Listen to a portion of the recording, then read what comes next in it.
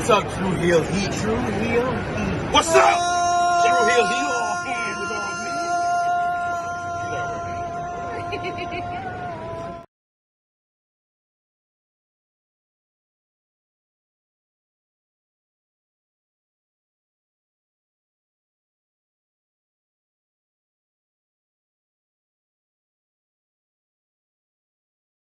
Welcome to Tru Heel Heat, the place where we use insider terms because we think we know what the fuck we're talking about, even though we don't. My name's Maxwell Jacob Friedman, and I'm better than you, and you know it.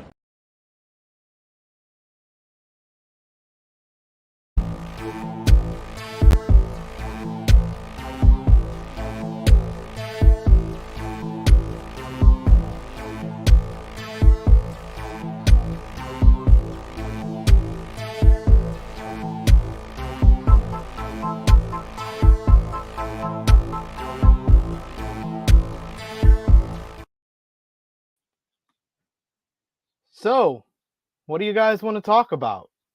It wasn't a busy week at all. It wasn't like WrestleMania 39, nights 1 and 2 happened last weekend. It wasn't like WWE announced the sale of the company with Endeavor merging WWE with UFC. Oh yeah, Vince McMahon is back in control of WWE Creative, the season finale of McSuccession that we've been doing every week since January. None of that happened. I'm sure it was a regular week and we have nothing to talk about. This is Tru Heel Heat 220. Let's get to it.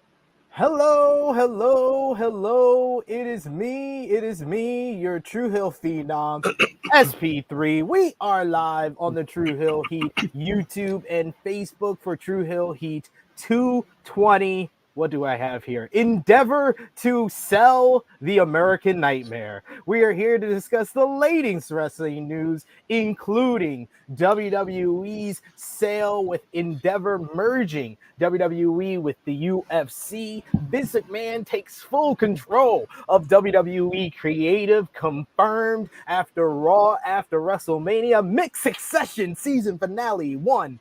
Recap of this week in wrestling, including WWE WrestleMania 39 nights 1 and 2, Raw after Mania, SmackDown last night, WWE NXT Stand and Deliver, AEW Dynamite, Rampage, and Battle of the Belts, ROH TV, New Japan Pro Wrestling, Sakura Genesis this morning, and Impact on Access TV, plus all of the co-hosts here. This is how I like to do it. I like to just tell them at the top of the show, you got to have 5 matches for this week because it was WrestleMania week.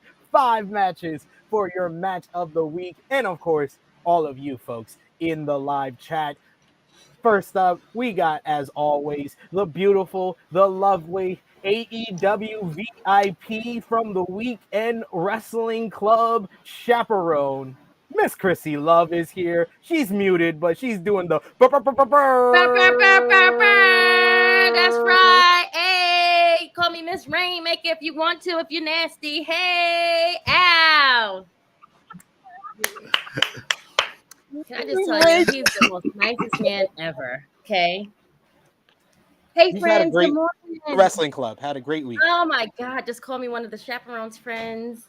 Did not know that was going to happen. I was called last 2 weeks ago. Did not know we were going to get all of the VIP treatment. WWE, take notes, friends. But just saying, hey, friends, what's up, world? How are you? What a week of wrestling! Wow, I'm exhausted. I don't know about you guys. I had to wake up like 5 a.m. this morning to watch Mercedes Moné. But yeah, that right. is we Did have you win? we're gonna talk about that. Come We have with us a very special guest. You see him here on the Tru Heel Heat YouTube channel every Monday on Rated Raw Superstars, every Wednesday on Elite Heat, all the watch-alongs. You see him at your favorite conventions with his beautiful, Drawings. beautiful art. Mm-hmm. And every time he's on the Tru Heel Heat flagship podcast, we do numbers. So we had to bring him in for this big episode. He's the true draw. It's Josh. Bah, bah, bah, bah. Hey, how's it going? Yeah, how's it going? Yeah, it's been a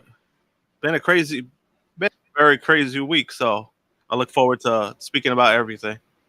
Yes, unfortunately, we are planning to have Alex McCarthy of Daily Mail with us. He's not feeling well, so we want to send our best to Alex. Hope that he's doing all right. They had to rush him in to make sure everything was all copacetic. So, you know, we gotta pray for him. Oh my God. Shouts out, prayers for AMAC. I hope he's gonna be doing better. We're gonna definitely get him on in a few weeks' time. But I see this man in the backstage area. I guess he wanted to fill in the shoes of our white brethren at the cookout. It is the loudest at the cookout, the candle maker on the job and probably about to clock in or already clocked in.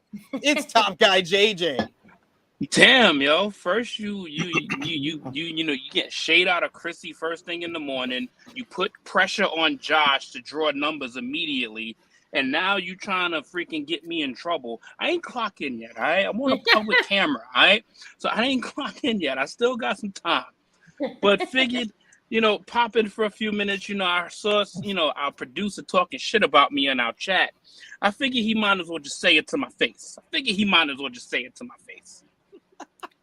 Well, damn! I must have missed this. I must have missed this. When is he talking trash? Because he was getting on Miss Krrsi Love being right on time and shit. Being right on time on her. Listen, man, we all CP over here. We all on CP time over here. So she made it on time. She made it after the intro. I usually make it right. I usually make it during the intro. I usually don't make it. That is true. I'm usually there when the intro is rolling. So just wanted to, and then I see our producer Krrsi on some Top Guy shit. What you guys know? I give y'all like a 2-minute grace period because we run a couple of drops. We do my solo intro. We do the intro to the show, so you have more than enough time after even 11:05. Which 9 times out of 10 we don't even start the intro at 11:05. But we did this week, and you had time to show up right when we're doing the intro instead of when you usually show up when I'm already talking about wrestling, and then I have to get you in somehow. But you did it perfectly this week. Let me tell you that 5-minute introduction / movie clip and / rest, like, yo, they are the goats for that, because that gives me until 11:10 to show up on camera. You know what I'm saying? Especially when you're not on here every week and you're trying to get that precious sleep. Every minute counts, people. Every minute counts. And when got animals and you got children and shit, if one thing goes off script, you automatically late. I was out till 4, so I'm very, very tired. I need to sleep. Oh, she is a different. She out here living her best life. Hey, you could have watched the New Japan show. You could have just stayed up and watched the New Japan show. There was no way I was making this, friend. I'm sorry. You wouldn't be here right now. That's true. Bro. Krrsi didn't even know there was a New Japan show on at 4:00 in the morning. Right, I knew it was coming on. I thought it was on from last night, but it just didn't. It doesn't matter. It's okay. I forget the time zone. I remember my predictions, and it's okay. I forgot actually. So it's been some crazy ass week, huh? Indeed. We want to thank everyone who's joining us live, everyone watching us on demand. Yeah. Because I know I'm probably not going to be on here for the entire time you cover this, but I just wanted to say one thing to all of those people that was so happy about Vinnie Mac being gone forever.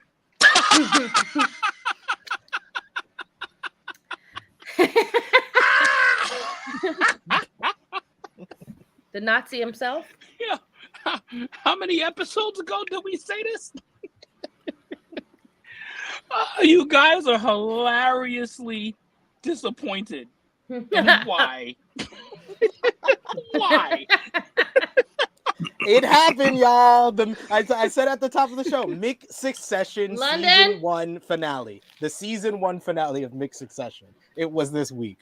Remember, drop your thumbs up on the video. Share it with your friends. Subscribe if you are new to the Tru Heel Heat YouTube channel. And, of course, this is an interactive podcast. We want to hear from all of you in the live chat. We'll try to highlight as many comments as possible. But, of course, if you're feeling generous, you want your comment highlighted on screen, a super chat donation is the best way to do that. We already see we got a super chat donation from the good brother Vala B with us. Vala B, he was up early with me watching some New Japan because his prediction came true, but I will get to that. Vala B with the super chat donation saying, hey Krrsi, just gonna say, really jealous about your whole Dynamite, the wrestling club event. Looked like everyone had a great time. Starstruck Kenny, lovely man. Kenny Omega might have been a bigger fan of the wrestling club than the wrestling club was of Kenny Omega.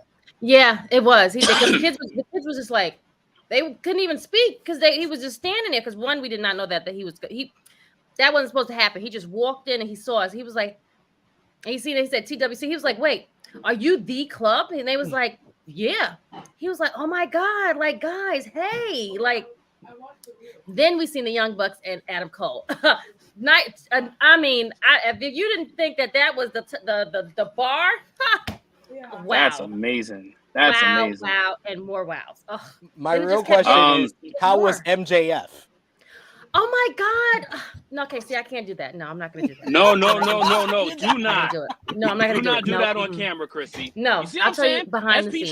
SP trying to just get people in trouble. Right. Characters. She's trying to get Krrsi to call MJF a sweetheart live on TV.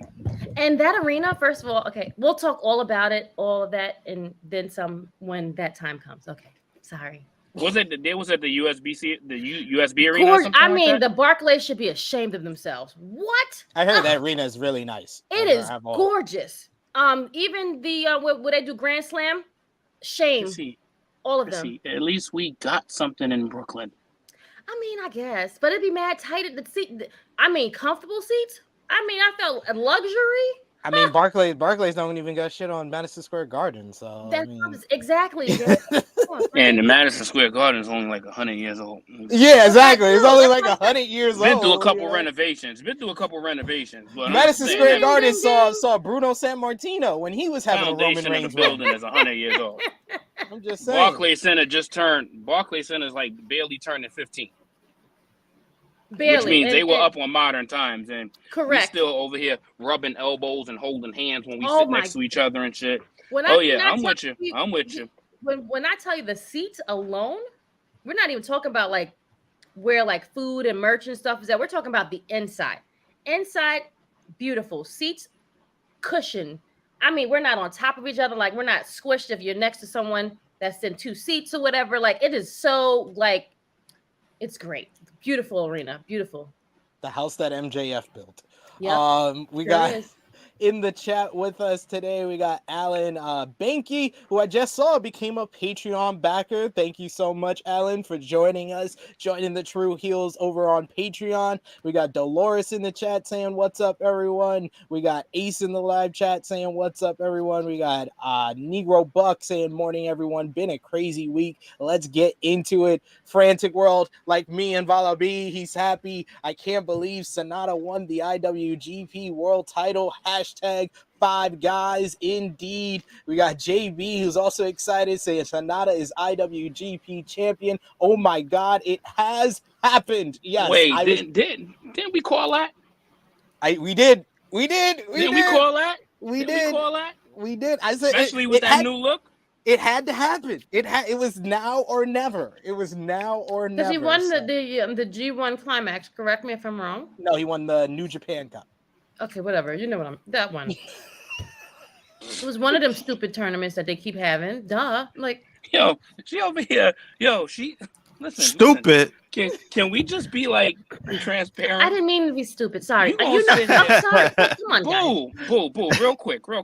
You just gonna sit here and tell a whole wrestling juggernaut company of the WWE to take notes on how to do shit, and You're right. And he's over here naming important cups that these superstars are winning and becomes champions off of it, and you like whatever that one. Okay, I'm sorry. You're absolutely right. I apologize. I apologize. You're absolutely right. And I just remember. That's the tournament you haven't made fun of and called the porn. So that is very true. Because the name itself is just perfectly fine or whatever. Anywho, I apologize, but we, like you did say, he had a new look. He won this stuff, so it was in the writing with the it was in disguise. It was right there. I love it. We got... Okay, you know what? Let me go on mute. No, go. No. I love you see, I love the consistency. Like Krrsi is on like such a wrestling high. It's just like fuck everything else. I'm just calling. You know what? I can never be me. You know, like her hand, I'm like whatever. You know the name. Like why do we have to go technicalities with the right perfect name? You know, I know he won the tournament. I know that part. At least acknowledge that. Like, come on, guys. Jeez, give me some type of credit. I'm going on mute now. Thanks. No. Sammy is saying we are living in a world where Sonata is IWGP World Heavyweight Champion. The story has been finished. Let's fucking go. Yes, somebody's story was finished this week. Don't worry, guys. We got Brandon Chains.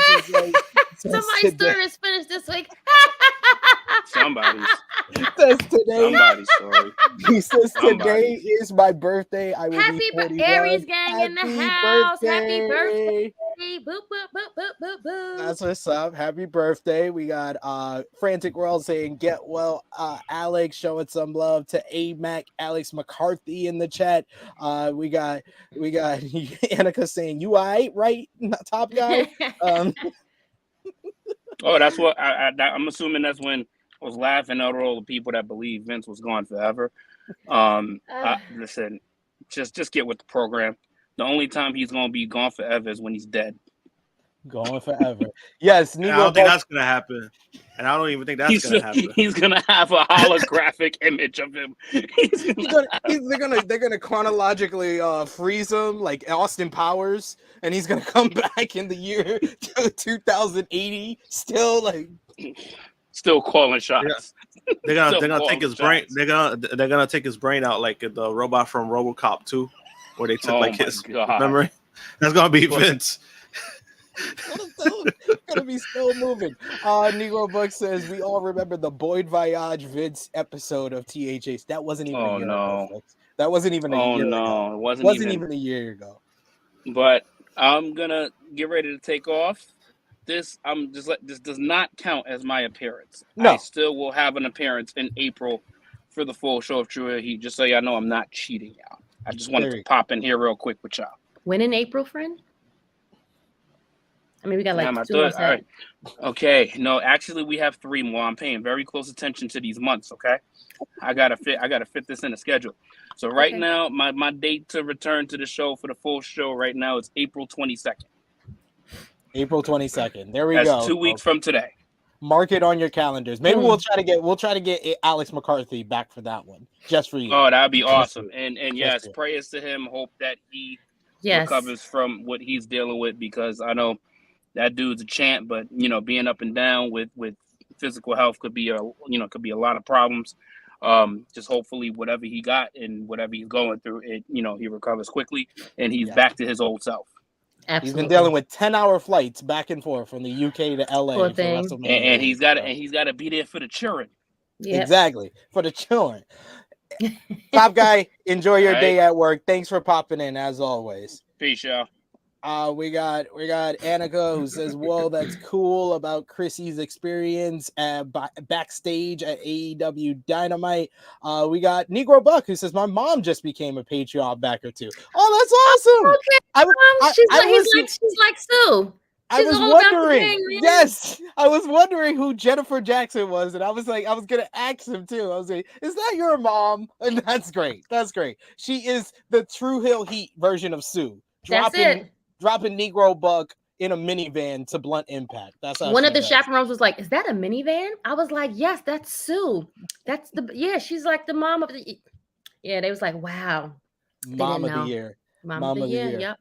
I think we lost Josh for now. I think he's getting regrouped in the background here. We got another super chat donation from Santo who says, cheers to the THH fam. Thank you so much for the super chat donation. Always appreciate that. You guys don't know, it helps the channel grow. It helps us, show some love to all our contributors that are always here daily on the Tru Heel Heat YouTube channel. So that's why we always appreciate those super chat donations. We got Sleeping Angels who has something positive to say. Oh my God, Sleeping Angel. I didn't think it was possible, but you're showing some love to something. He says, "What a New Japan pay-per-view, guys! That was awesome show. It was. I woke. That got me up. That woke me up. That woke me up this morning. That's how into those shows, into that show I was." We got Nico Buck who says, "Why does Krrsi hate tournaments?" I don't hate tournaments, friend. I love it. And she's frozen. I don't hate tournaments. It's just, was I frozen? I'm yes, sorry. You were frozen. Damn. But I love it because your face was like the reaction to not liking tournament. Someone said tournament, and it was just like your face was like that. See, Wendy's showing you love in the chat. She says, "We love you, Krrsi. Keep doing your thing, boo." There you go. Showing some love. Josh's better half. There you go. We got Negro Buck who says Vince gonna upload his subconscious to a computer or some shit before he dies. That is brilliantness. Great. And he says that's a great comparison, Sid. And we also got Rickety who says, "Good morning, Tru Heel." Thank you so much. You guys are killing it in the chat. Keep it coming. We love to hear from all of you guys in the chat. So keep coming with the super chat donations and your comments as well. We always love that the people who show us love across social media. That's why we start every Tru Heel Heat episode with the Tru Heel roll call. Our top 3 conversation starters on the Tru Heels group page. Our Tru Heel Trinity coming in at number 3 is Stewie Palmer. Coming in at number 2 is Alan Weinstein. And number 1, the Negro Buck Nick Jackson. Our Patreon backers, we got Vala B, we got Alan Weinstein, Nick Jackson, the aforementioned Alex McCarthy, Professor Chris, Austin K, You My Boy Blue, Yachty, Robert, Steve, Antoine, 5th Generation Carney, Ladarius, John, Dan, Kobe, Queen Monet, Dolores, John Martin, DJ Eric, Beep Boop, and our new backers, we got 4 new ones this week, Josh and Krrsi. We got Marcus Ryan, Justin Rich, Mrs. Sue of the Tru Heel Heat fam, Jennifer Jackson, and Alan Banky. Thank you so much, guys. Thank you. That always helps us out. You get more exclusive content over there, including my Raw report. I had to suffer through Raw after WrestleMania, so you didn't have to suffer.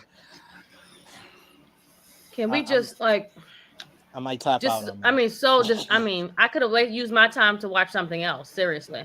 We're going to get into that as well. And also my Super Card of Honor review is up on patreon.com/Tru Heel Heat. $3 a month gets you in. It makes you a part of the Tru Heel Prediction Championship, where we got to announce the winner of Season 3. Do you guys know who the winner of Season 3 was?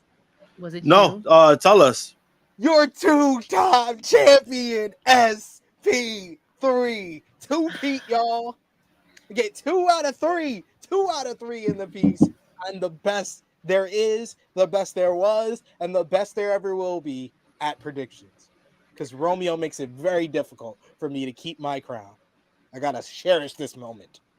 And we also, to take it down for a little bit, we lost a member of the wrestling community this week, unfortunately, as we got to send our RIP and our prayers out to Bushwhacker Butch Miller, the one half of one of the more famous tag teams of the early 90s, late 80s, the Bushwhackers, prominent feature on the WWE scene, as well as across the Jim Crockett promotions as the Sheep Herders. Definitely someone that we, want to show our love to, show our respect to. Any memories, any thoughts you want to send out for Bushwhacker Butch, after losing him this week, Josh or Krrsi? just on a side note, when it comes to that, he was actually able to see his partner for the last time this past weekend. They were actually at WrestleCon, and I think it was I think it was a while before they saw each other, and I guess the promoter who brought them in, I think that's what he really wanted to make that happen, and that's so sweet. Look at that. That was his last appearance. Oh my gosh! Wow. That's what makes it crazy, because remember, it kind of gave me like Ultimate Warrior vibes. Remember when Ultimate Warrior he had like the Hall of Fame weekend, and then the Raw, and then the next day he passed away. That's basically what happened. That's what happened with him. He was there the weekend, and then he passed away. Wow. Damn. Look at that. Damn shame. My best memory of Bushwhacker Butch is their appearance on Family Matters. I see our producer in our chat also put that when they went against the Psycho Twins of Carl and Steve. And Steve Urkel. You gotta love it. That's my favorite episode of Family Matters. I'm not even joking. My favorite episode of Family Matters. It was two great things. Two things I loved: Family Matters and wrestling coming together. That was great for a 90s kid like myself. I was like, oh shit, it's the Bushwhackers. Yeah. Let's go. We got a couple of folks in the chat, talking about Bushwhacker Butch. We got Negro Buck, who says, "Oh, that's sad. I'm glad he got to see his partner before he died." That is a blessing. Wow. We also got Negro Buck saying, "Them on Family Matters was awesome. We hate cops." Yeah, when they found out that Carl was a cop. Steve's like, "Yeah, my buddy, he's a cop." He was like, "He's a what?" He's a cop. He's a cop. We hate cop. And then they changed the music. Dun, dun, dun, dun, dun. Like they were in danger and shit. Like, I love it. Oh yeah. We also got Santos says, "Hello, props to SP3 doing a Raw report. It was a great report, but he should have just said, 'Here is my report. It blew.'" You might be right there. I should have just kept it simple. Kept it simple for myself. Point blank. Yep. Frantic Girl saying RIP to Bushwhacker Butch. We also got Rickety who says the sheep herders scared the shit out of me. Yeah, people don't realize that the sheep herders were so much better than the Bushwhackers. The Bushwhackers, they made them a joke. They were a comedy. They were supposed to be comedy. They were supposed to be like nasty and like they were supposed to be like for kiddies and things like that. That's what they were for. But the other ones were supposed to be, they were badass. They were badass. They were probably like the precursor to the Briscoes, basically, when they were the sheep herders. So definitely got to show some love to them. But they definitely made a mark on the wrestling industry for sure. But speaking of stuff leaving a mark on the wrestling industry, we got to get into what we missed. And of course, we got to start off with WWE WrestleMania 39, which for the, what is it? Fourth year in a row or third year in a row, it's a tale of two nights, because night one of WrestleMania every year, in my opinion, is one of the greatest WrestleMania events ever. Night one of WrestleMania was headlined by one of the greatest tag team matches in WWE history, as Kevin Owens and Sami Zayn defeated the Usos to win the undisputed WWE Tag Team Championships in an absolutely superb main event. Sami and KO making their dream come true, right back in Los Angeles, California, just up the road from Reseda. We had Rhea Ripley and Charlotte Flair nearly steal the show with an excellent encounter, as Rhea Ripley beat Charlotte Flair to win the SmackDown Women's Championship and complete the Grand Slam. You had sports entertainment greatness, as Rey Mysterio got to finally teach his son Dominic a lesson and whip his ass as he defeated him, thanks to a very timely assist from Bad Bunny stealing the chain out of Dom's head, after Dom and Ray had great entrances that were the best of either night of WrestleMania, really. You had Seth Rollins defeat Logan Paul with a special cameo from KSI in an absolutely brilliant sports entertainment based bout, with Seth getting the win with the stomp. You had Pat McAfee make his return to beat The Miz in a surprise matchup made by Snoop Dogg.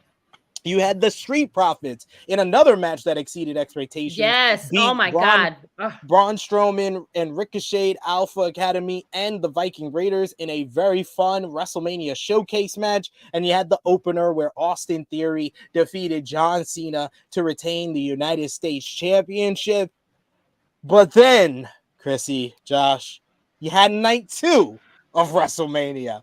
That was headlined by Roman Reigns defeating Cody Rhodes with the help of Solo Sikoa to retain the undisputed WWE Universal Championship in what was a tremendous main event, but definitely it did not end very well. And the people in Los Angeles and around the world, it seems, were pissed that Cody Rhodes did not complete and finish the story, because we are the ones in 1,000. But we told y'all. Y'all should have listened to us last week. We told you.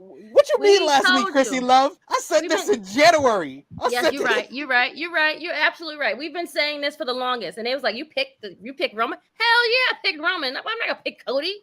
I picked Usos too. So what? I don't care. Hey, I said it to the people. I picked Cody because all of you convinced me they were gonna do it, but I should have known the WWE. Oh, wait, you picked Cody, friend? Yes, I did.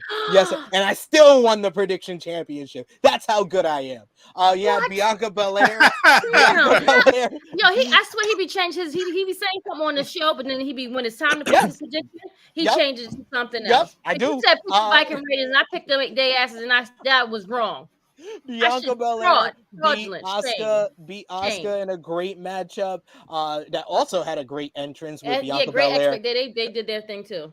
Bianca Belair coming out with the Divas of Compton to retain the Raw Women's Championship. You had Edge defeat the Demon Finn Balor inside of Hell in a Cell with a concerto. You had Shane McMahon make his return to WWE and almost immediately get blown up and then tore his quad in a match against The Miz before Snoop Dogg pulled off the greatest improv act in WrestleMania history as he hit a people's elbow and stepped in to defeat The Miz. You had Brock Lesnar kick off the show, beating Omos in the opener, and you had one of the greatest Intercontinental Championship matches in WrestleMania history as Gunther kicked off.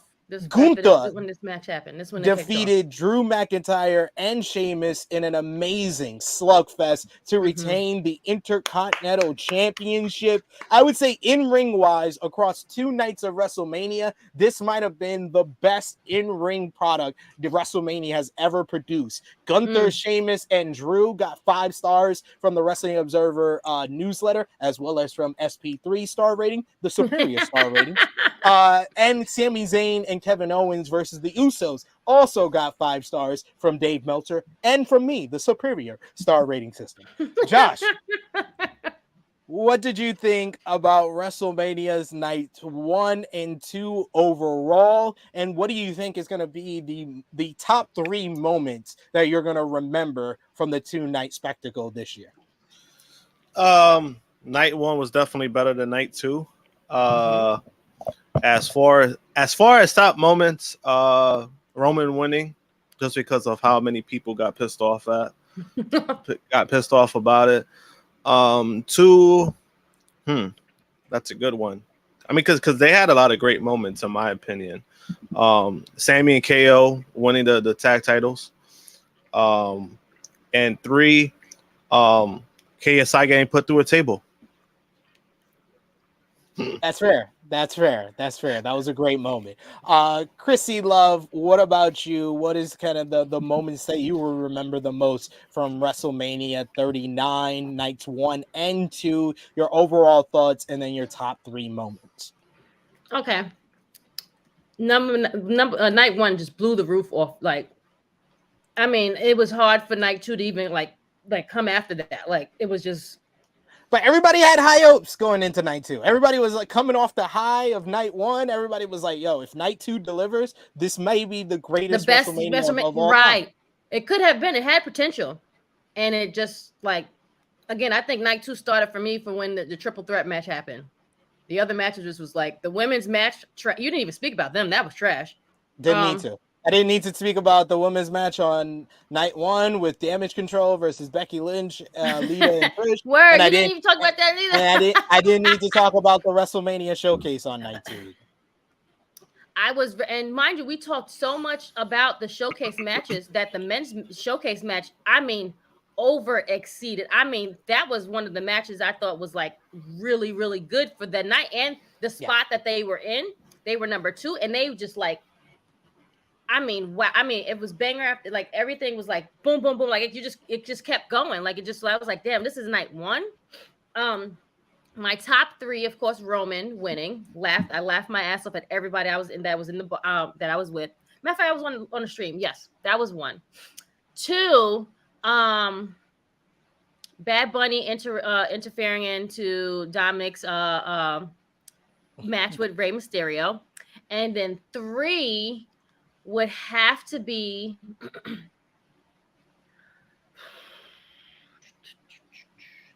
the Demon. I thought that was it would have been so much better if it was darker outside the entrance, and then also him getting hit in the head with the ladder, which was crazy. They neutered the Demon. I would not. I'm that like, is not in my favorites at all. They totally ruined they ruined the Demon. Like, the how could you do entrance that wasn't to even him? that good. I've seen better Demon entrances. It's just, I think it's just been so long. You've seen the Demon that you liked it, and you're a Finn fan. I get it. Honestly, I thought like some of his takeover entrances were better than his Mania ones. Okay, that's true. Okay, but the match itself was meh. Nobody's gonna remember it. That's just, it was not. Because he got hit in the head with a freaking. That's why it had to like finish fast. Even that. Honestly, honestly, like, even if that doesn't happen, it was not great. The wrong person won. Yeah, wrong person won. No, yeah, like wrong person. They were like the whole Judgment Day was like 1 out of the, like they had 3 matches. 1 and 2. I'm like, come on, like what are we doing here?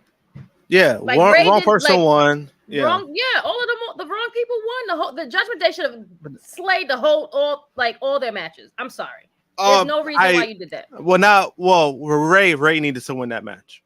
Yeah, I agree. I felt like that was Ray needed to win that match.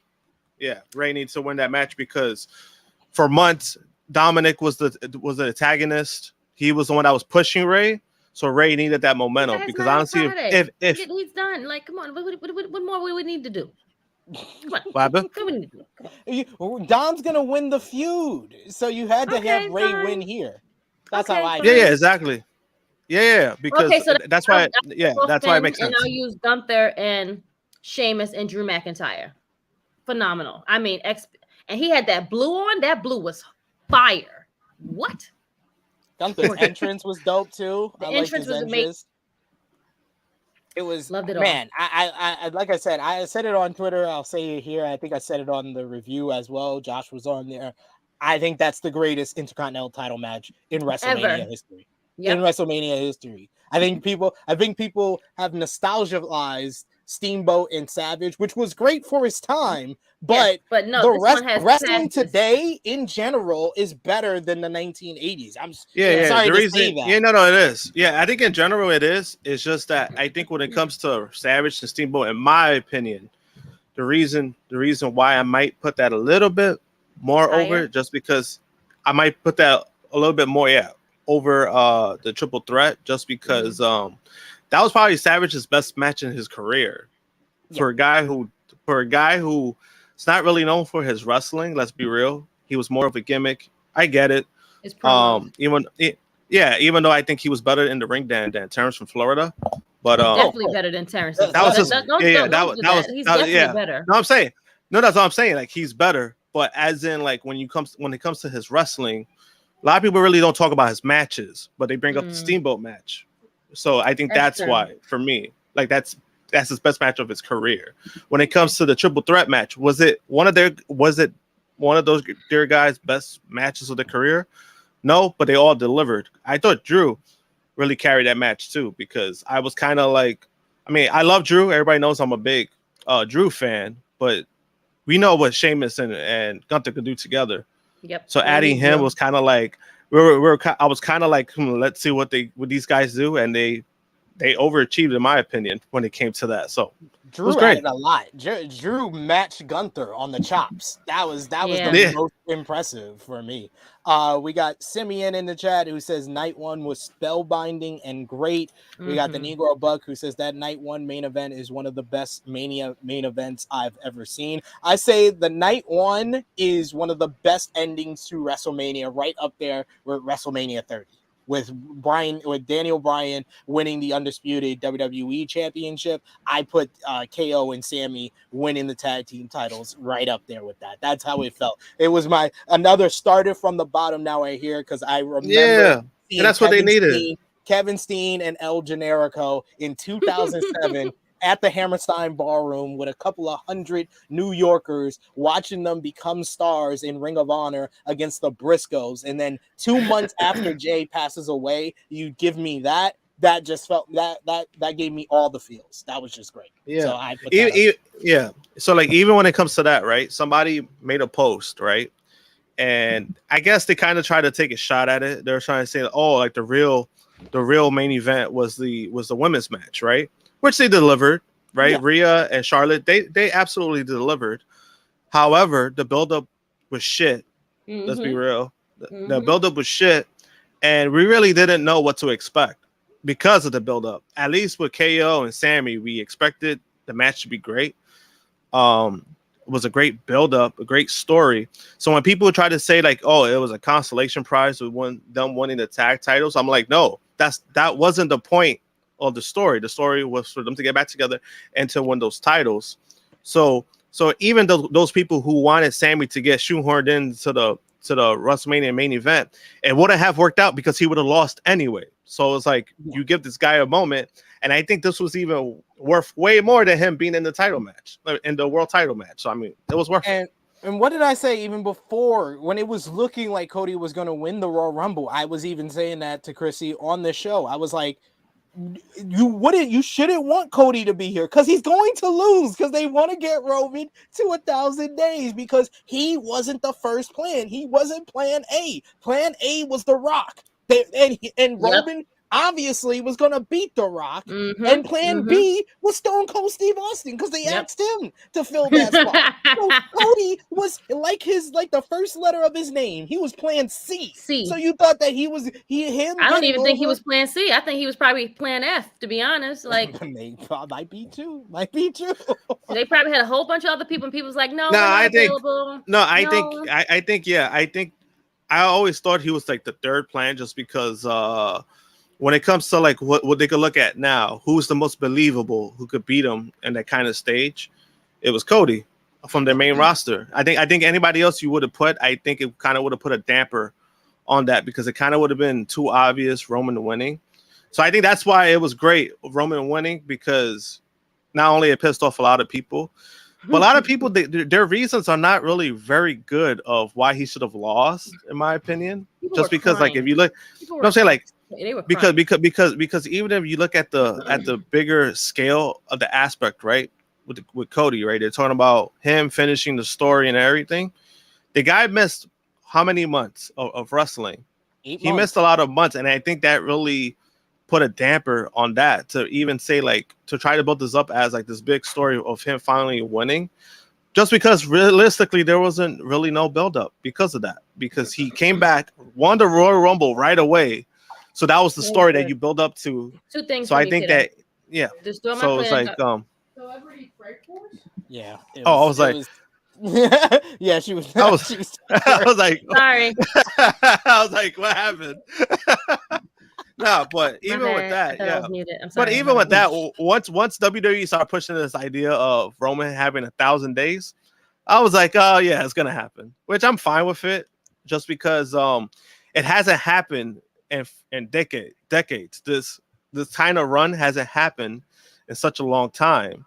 So this was something that they were gonna aim for. I think for the most part, I think they've done a really good job having Roman to be this monster of a champion, because I think it gives credibility back to the world champions. He's been dominant. He's been, on top for like 3 years now, and it's like I'm all for it. I'm okay with it. As long he hits 1,000 days, I want to see what they're gonna do from there once he hits 1,000. Yeah, that's the key. If they can keep the story as the top thing in wrestling, that's what's going to matter the most. We've got a couple of more comments I wanted to feature here. JB, I got to disagree with you, sir. Dave Meltzer was actually correct. Rhea versus Charlotte was 4 3/4 stars. That's as perfect of a star rating that he gave out during the whole WrestleMania weekend because of the build. The build up. It could have got it. Whether it could have got 5, but or not, whether you realize it or not, with star ratings, build up matters. Build up matters, and especially with a WWE match, build up very, very, very, very much matters because WWE has made their living on the story. When there is no story, there's no way a matchup can get 5 stars, in my opinion, in WWE. It has to be out of this world, unreal, unlike anything you've ever seen before. And that was with both women's matches, to be honest. They were very courteous. They didn't have to be, they delivered, yes, but the story behind it did not make sense. Yeah, and like I will say the only match that during WrestleMania weekend that I gave 5 stars that the build-up wasn't much to it is Vikingo versus Commander from Supercard of Honor. Because like I said before, it has to be something I never seen before. And that match was something I never seen before. This was just a very, very great women's match on the huge stage of WrestleMania, because stage, where it's at, how it happens in front of that large of a crowd, that also matters. There's a couple of different things. If you're just judging the match on the in-ring work, then yeah, you could say it's a 5-star match. But you have to have a criteria with your star ratings, and when there's a big hole in one of those criteria, being the build-up to the matchup, then it can't be a perfect match. So I don't think it got robbed of stars. Now, Vala B makes a better point. Dave Meltzer was smoking some real good shit that he found in LA to give Shingo and Hanare a near 40-minute match 5 1/4 stars, because that was not a 5 1/4 star match. I watched that yesterday and I was like, what was Dave smoking? Because I need that shit. It was like 4.5. It was a great match. It was a great match. He broke the scale for this matchup. Right. And I was like, this is not break the scale worthy. No. I don't even think it's a perfect match. A perfect score is 5 stars, and I don't even think it was that. But okay. We got I call Dave out just like I call anybody else out. You can the worst star rating systems that I've seen is Caden's, Romeo's, and Dave Meltzer. Those are the top 3 worst star rating systems. That's why I do my own star ratings. Check me out at Tru Heel SP3 every Wednesday. Damn, everybody called it stray. Holy shit. Wow. Mala B with a super chat donation saying Dom's entrance was nice, but the pre-entrance video has shots of Auschwitz, I think it's called, though. A huge no. Yeah, they actually called the WWE out for having clips of that, and WWE is like, oh my god, we got caught in a Nazi thing again. How many times is WWE gonna get caught in some Nazi stuff? They always that's get what their caught boss up. looks like. That's why. Oh shit. Thank you for that super chat donation, Bala B, and thank you for this one as well. You are very generous this morning. Very generous this morning, Bala B. He says Vince neutered the demon just like he neutered Paul. I mean, honestly, the demon was already neutered. I think it just don't compare. I don't know what was that to me. To the demon. Don't do that, Bala B. That's where I draw the line, friend. Okay, just apples and oranges. One is clearly an orange and one is clearly an apple. Why did the demon keep doing the Yeah. He's a fucking zombie. Like, I was like, what are you doing? Yeah, not only that, you really thought Paul Logan was gonna win that match. I mean, he doesn't lose anything out of he doesn't lose anything out of that. The demon loses so much more in his match than Paul. But also, like, they made Paul look so strong from week to week to week for everything that he's done to Seth. Why would you think that would be the outcome of him winning? No, friend, you're wrong. Take his shit off the screen, please. Thanks. My man, sleeping angels. He's speaking facts here. If you have a bad build, the star goes down. Yeah. Yep. Yeah. You. It's better to have no build than have a bad build. Like that's actually what I feel like, because like I said, I rated Vikingo and Commander higher than Rhea and Charlotte because it had no build. It was just a crazy, unreal matchup. I'd rather that than a bad build and then a great matchup. Omega and Vikingo had no build up, and that was 5 stars. It was 5 stars because it was something we never seen before. There was nothing in the Rhea and Charlotte match. Like I said, great match, in my opinion. It's top 3, maybe number 1 all time at WrestleMania as far as women's matches go. All time, that might be the greatest match that we ever seen on that stage at that event. But it's not a perfect match, and it's not anything I haven't seen before it. Yeah, that's fair. Yeah. We got Negro Buck who says there's a lot of factors to rating a match. Yes, there is. I've learned for better or worse. For better or for worse. Sleeping Angel says SP3 calling out people. I love it. Yeah, I'm on one today. Y'all got me excited today. Y'all got me up here. We got Vala B said neuter Paul is flawed Paul. Yes. I mean, hello. Thank you. That sounds a little bit better. Don't compare the demon in there, friend. Well, you got one chance and then it's over. Okay. Yeah, you don't want to piss off the princess of the Tru Heels. She treats you like the New Japan Cup. Anyway, let's move on. Let's move on to the news coming out of WrestleMania 39 as Fightful Select had a report about the main event of Roman Reigns and Cody Rhodes, with Fightful reporting that the plan was all along for Roman Reigns to win the WrestleMania 39 the press main conference event. Was the best thing ever. That shit was so fun. I mean, Oscar needs to go to this man because he's a bunch of idiots.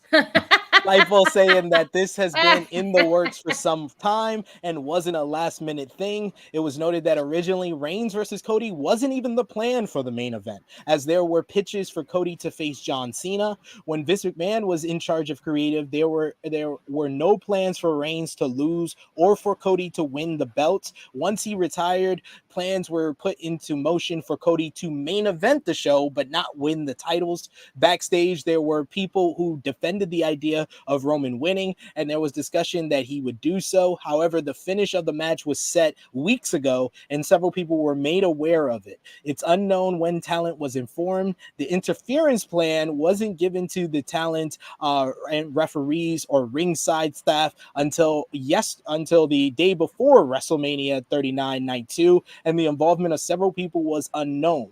Meanwhile, Vince McMahon was not involved in the direction, according to sources. However, the Wrestling Observer newsletter reports that Reigns defeating Rhodes was always the plan. It was noted that the plan was kept secret and almost no one was told ahead of time. Vince McMahon was backstage at Saturday night's WrestleMania Night 1, and he was given advice according to a report. PW Insider reports that the WWE chairman was in his office adjacent to Gorilla position for the show and was heard on set before the show giving some feedback. Fightful Select reports that the same, noting that McMahon was not shy about giving advice, and PW Insider notes that despite that, when the show began, it was Triple H who was on the headset all night running the show. So I know immediately you guys heard the same thing that I did when Cody Rhodes lost. Everybody was like, oh, that's gotta be Vince. It's gotta be Vince. So who do you blame? Who do you put the blame on? Do you put the blame on Vince McMahon maybe having more input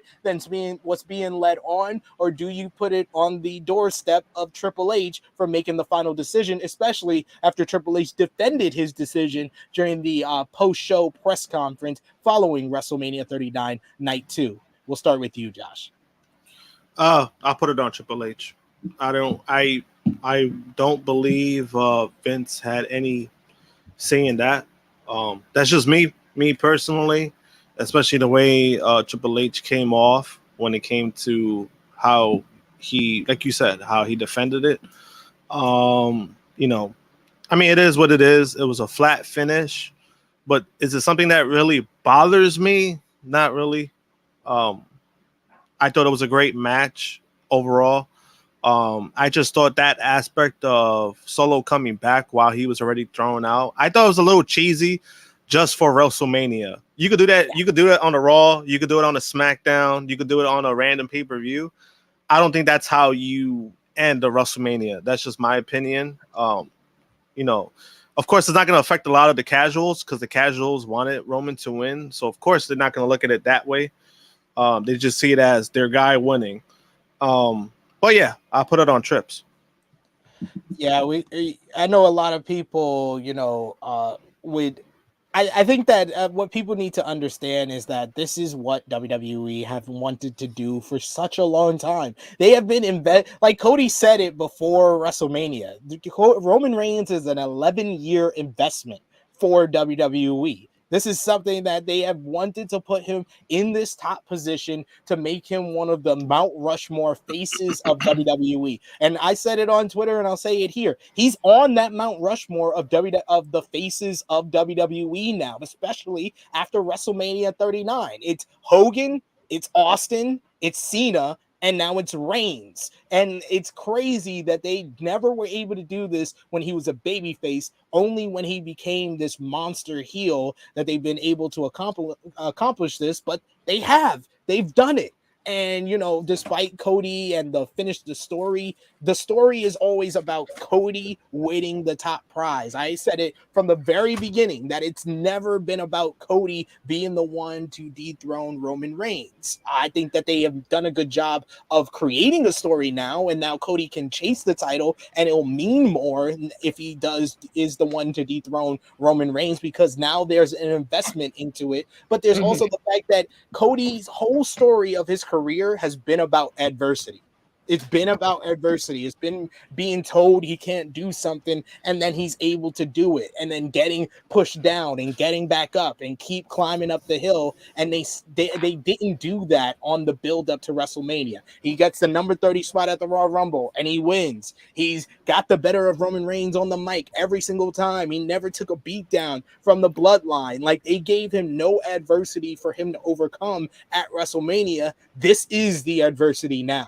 What do you think, Ms. Krrsi Love, about this always being the plan for WWE to put over Roman Reigns in the main event?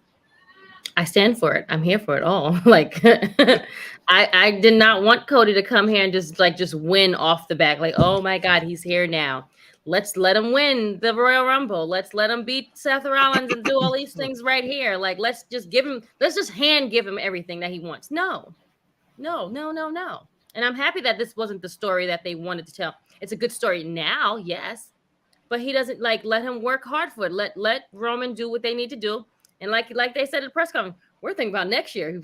They was like, we were 200 days ago. We were talking about today. Now we're talking about next year. We're talking about 40. Like, this is the long run. You idiots. Let's go. Like.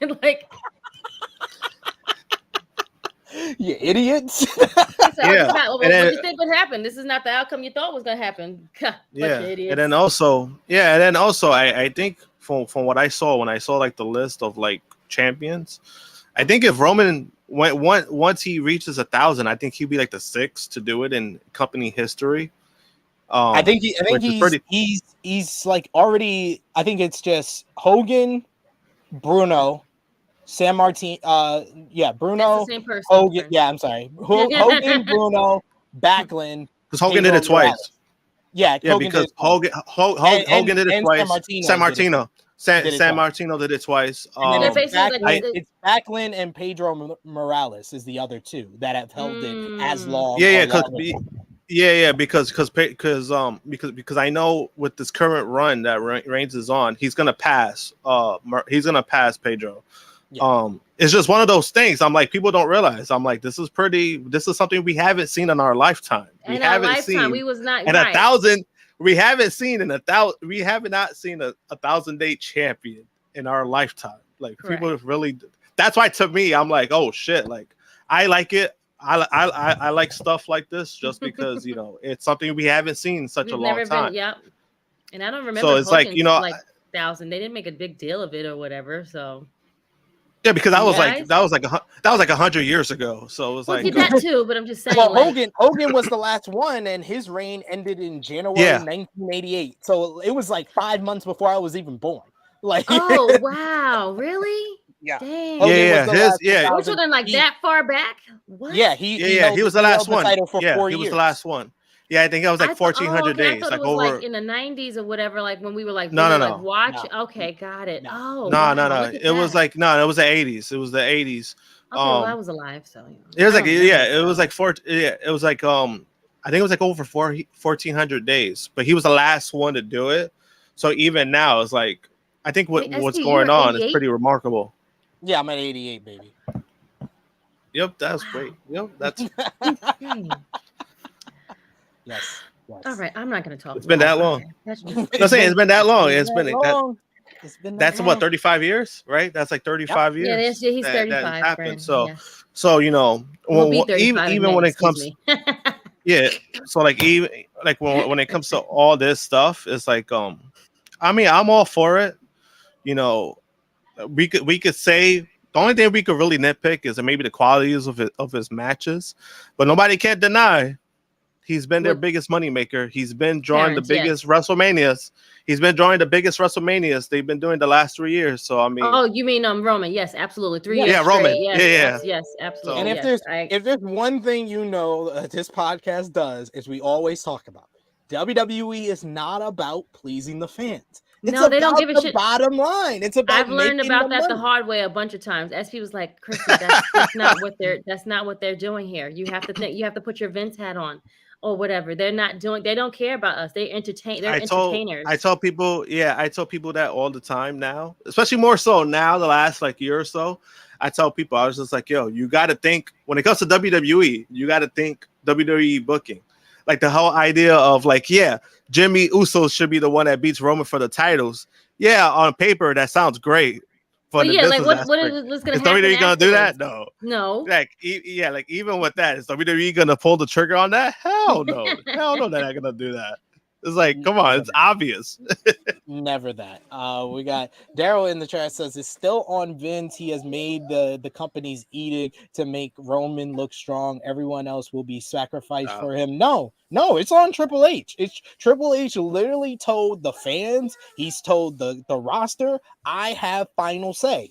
I have final say. He's going to keep saying that. It's I have final say. When Vince was gone and we thought he was retired, Roman was still the champion. It was still the champion. Like he could have changed it then. He could have split the titles. Like he could have done the very least and used the money in the bank to split the title. He didn't even do that. He had that layup of using stupid Austin Theory to, if you want to have Austin Theory do a stupid cash in, you don't have him cash in on a mid-card title. You have him cash in on the champion, but only say he wants one title instead of both titles. That's how you make him look like an idiot if you want to do the money in the bank cash in the way you did, but he didn't even do that. So we can't always blame Vince. I think that's too convenient for people. And not only that, I wouldn't.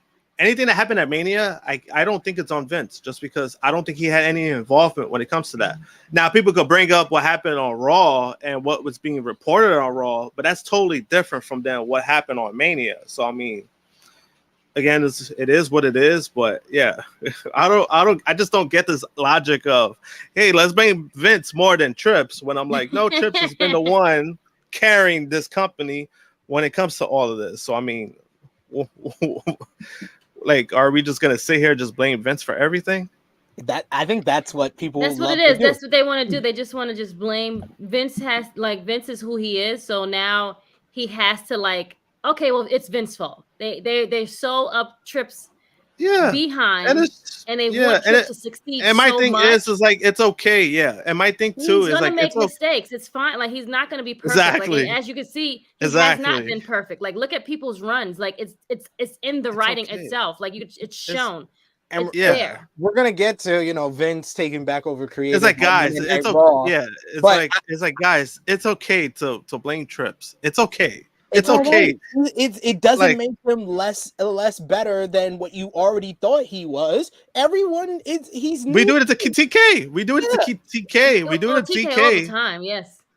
So it's like, We call him out for his stupidness. How he books women. He still hasn't improved on that. It's been 4 years, my dude. We can't say you're new at this. You still can't book more than one women's match at the show. We criticize him as well. We're gonna criticize everyone. If you watch wrestling and you're doing a podcast and you're analyzing wrestling, everyone is going to make a mistake. I feel like Triple H has got over the past 9 months because the bar that was set for him was in the center of the fucking earth, and he was able to fucking hop, skip, and jump over that shit and do backflips over it. Like anyone was going to be better than Vince McMahon. If it was Bruce Pritchard who they put in charge after Vince was gone, he would have been better than Vince McMahon. If it was fucking Eric Bischoff, and I think Eric Bischoff hasn't had a good idea since 1996.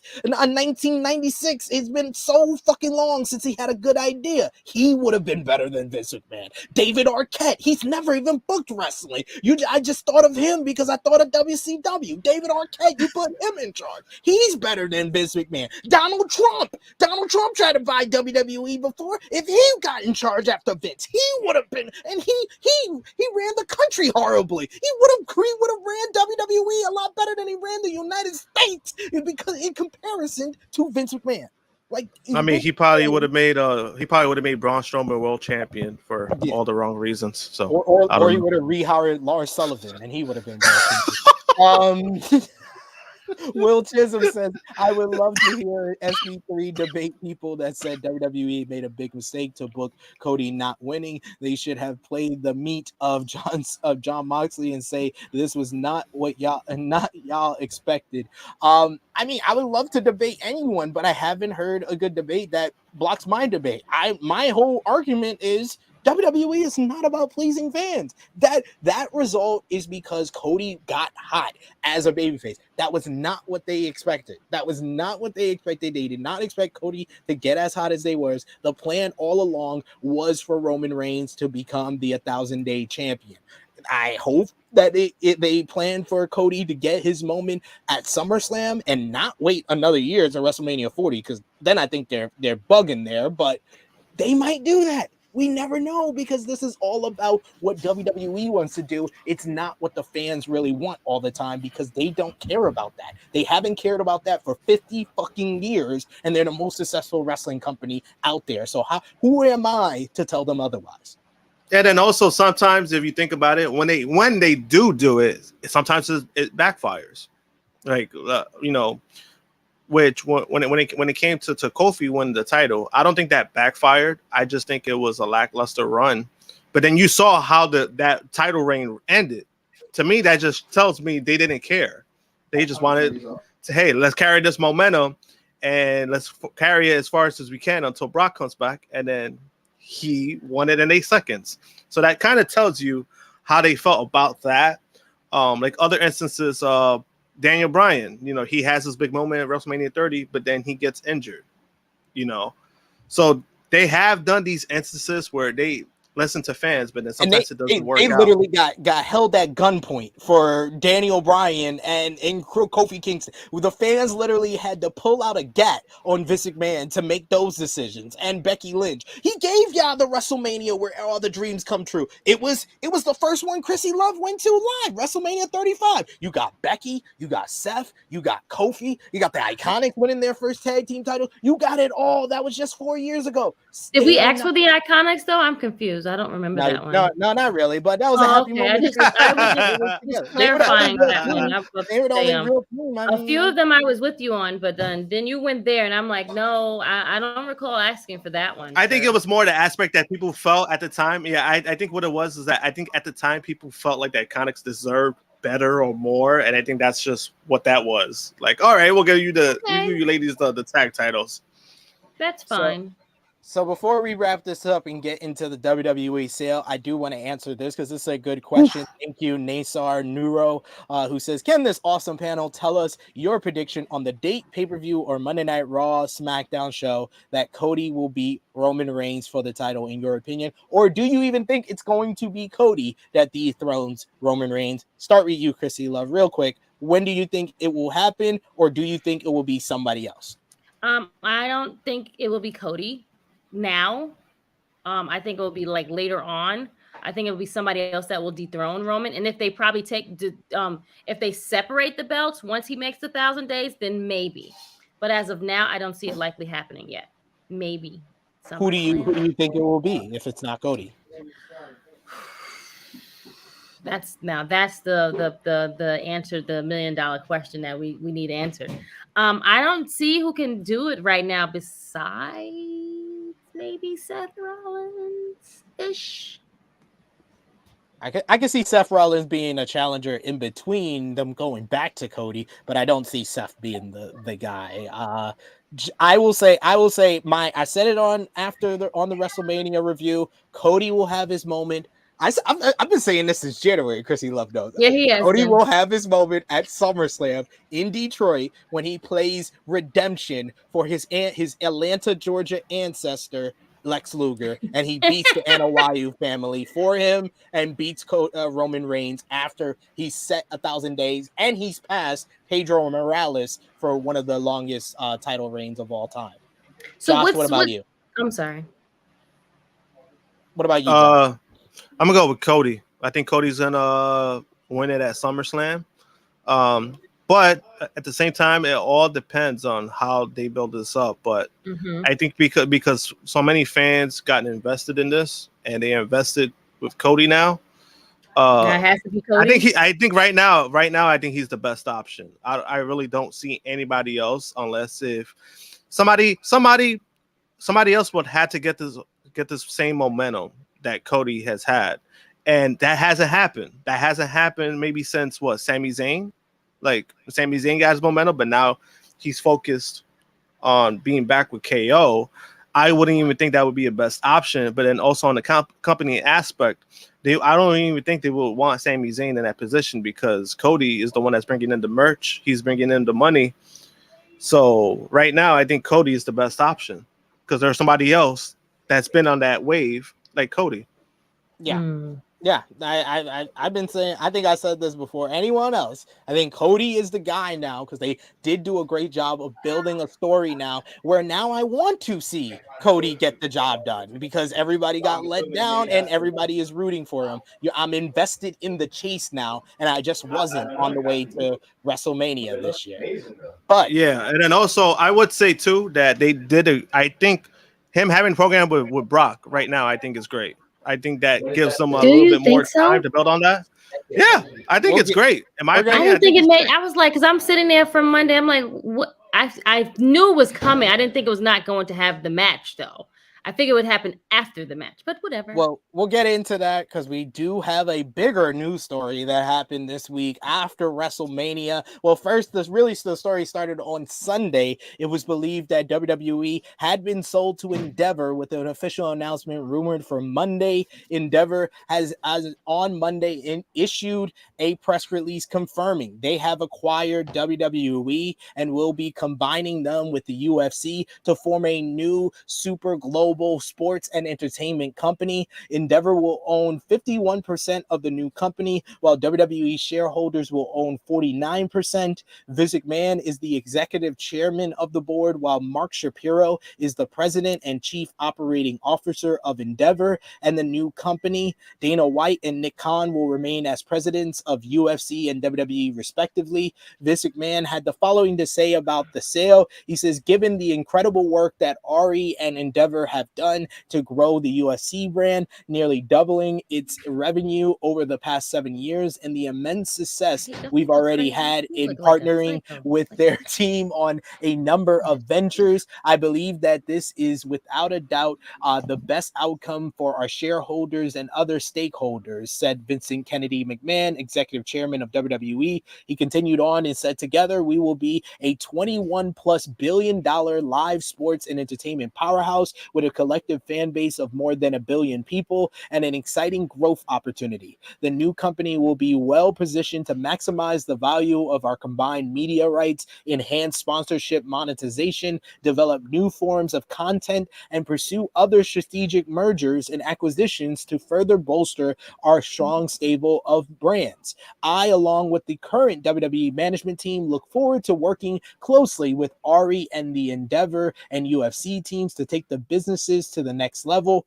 PW Insider had more details on the sale, including how much certain people will make once it finalized. It's expected that the deal will officially close in the second half of 2023, and WWE will run separately from UFC, although both will be owned under the same parent company. The board of directors will have 6 members named by Endeavor and 5 members by WWE, including Vince McMahon as executive chairman. WWE will still have a headquarters in Stamford, same as UFC having their own head office, but Endeavor will have their own staff for the back office for savings. This could mean that there will be staff cuts coming up. It was noted that if Endeavor can handle the accounting, for example, then the WWE accounting offices will be jettisoned. And when the deal is finalized, Nick Khan will get a $10 million bonus. Triple H will get a $5 million bonus. And the WWE chief financial officer, Frank Riddick III, will get a $5 million bonus. WWE will no longer be traded on the stock exchange. The new company is TKO. If the deal doesn't close by January of 2024, both sides have the right to cancel the agreement. PW Insider had additional details on the big news that WWE has been sold to Endeavor and that the company will now be merged with USC to form a new publicly traded company that will trade under the symbol of TKO and be valued at $21 billion. There were a lot of bidders for WWE, but Vince McMahon's 20-year relationship with Ari Emanuel was a major factor in why WWE ultimately went with the Endeavor deal. McMahon and Emanuel reportedly are very familiar with each other, and there are the devil you know aspect to the deal. Keyword, the devil. The deal really came together in the last 2 weeks as Endeavor shot ahead of other bidders. Emanuel had downplayed his interest in WWE recently, likely as part of his negotiating strategy. Many within WWE feel that Endeavor will be able to supercharge WWE's intellectual property the same way they did with UFC after acquiring them. Endeavor has many deep connections in Hollywood that WWE could leverage, as well as other holdings and properties such hospitality, live event company on location, various sports franchises, film finance and sale companies, and more. And WWE, like that Endeavor, has largely stayed out of the day-to-day operations of UFC, allowing it to be run with autonomy. And the belief is that WWE will be run the same way, and this will likely result in the WWE creative team, production team, etc., being run the same way as it has been. Miss Krrsi Love, what do you think about this big news with the merger of UFC and WWE under Endeavor? And do you think this was the best choice, the best option for WWE? I don't know if it was the best choice because I really don't know and follow all of the things that's happening. But I mean, if they were in need of money and sales and things like that, then maybe they, had to push for that. I could have sworn they got a bunch of money from the deal they did with the dirty Saudi money. But hey, whatever. I mean, I hope that it doesn't change the plans of the outcome of how the company will go. Maybe they'll make some slight changes and do things to tweak it to make it better, and I guess bring it to another set of eyes that have never watched wrestling before. So I'm excited to see what happens with that. But other than that, I mean, I don't know what to expect from this whole merger thing because it's still fresh, and I have to see what happens. I mean, Paul is telling us that it's still going to be the thing that it is, and we just gonna have to see and wait.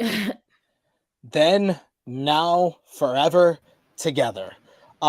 Josh, you know a little bit more about Endeavor being a UFC fan. How do you think Endeavor has changed the UFC from how you've known it throughout your life? Well, I mean, on a scale, on a bigger scale, I mean, it's definitely been better for the UFC as a brand, just because the UFC for years they were bleeding out money until they finally found a real business strategy of oh, this is how we could generate revenue, generate fans, and all this good stuff. Okay. Once they were sold out by Zufia, I don't even know none of this information. Yeah, I mean, it became better for them. as a brand. I think what UFC truly benefited from was the pandemic. Once the pandemic happened, the UFC was MMA was the only sport that was still going. It was still on Besides for everyone wrestling, to basically. see. Besides wrestling, and that helped them a lot too. So it basically it basically raised their stock. But also what helped them too was the ESPN deal that actually helped them more out than the Fox deal. And it gave them a bigger platform. Yeah, it gave them a bigger platform on stuff like that. So when it comes to WWE, I think that's where it's going to help WWE more. That they're going to be on a bigger scale. They're going to be on a bigger platforms. They're going to be on bigger platforms. I think there's pros and cons to it, of course. I think the pros are that like they're going to generate more. There's going to be more interest from like other spots, maybe other places they never even performed in. So they might, that might happen. The biggest con, of course, would be Vince running the ship again. This is the main. I think to me, this is the main reason why Vince McMahon sold the company, because he wanted true control back. Control back, yeah. So and they would give it to him. Basically, he would have that in writing. This was the best deal for Vince. Things.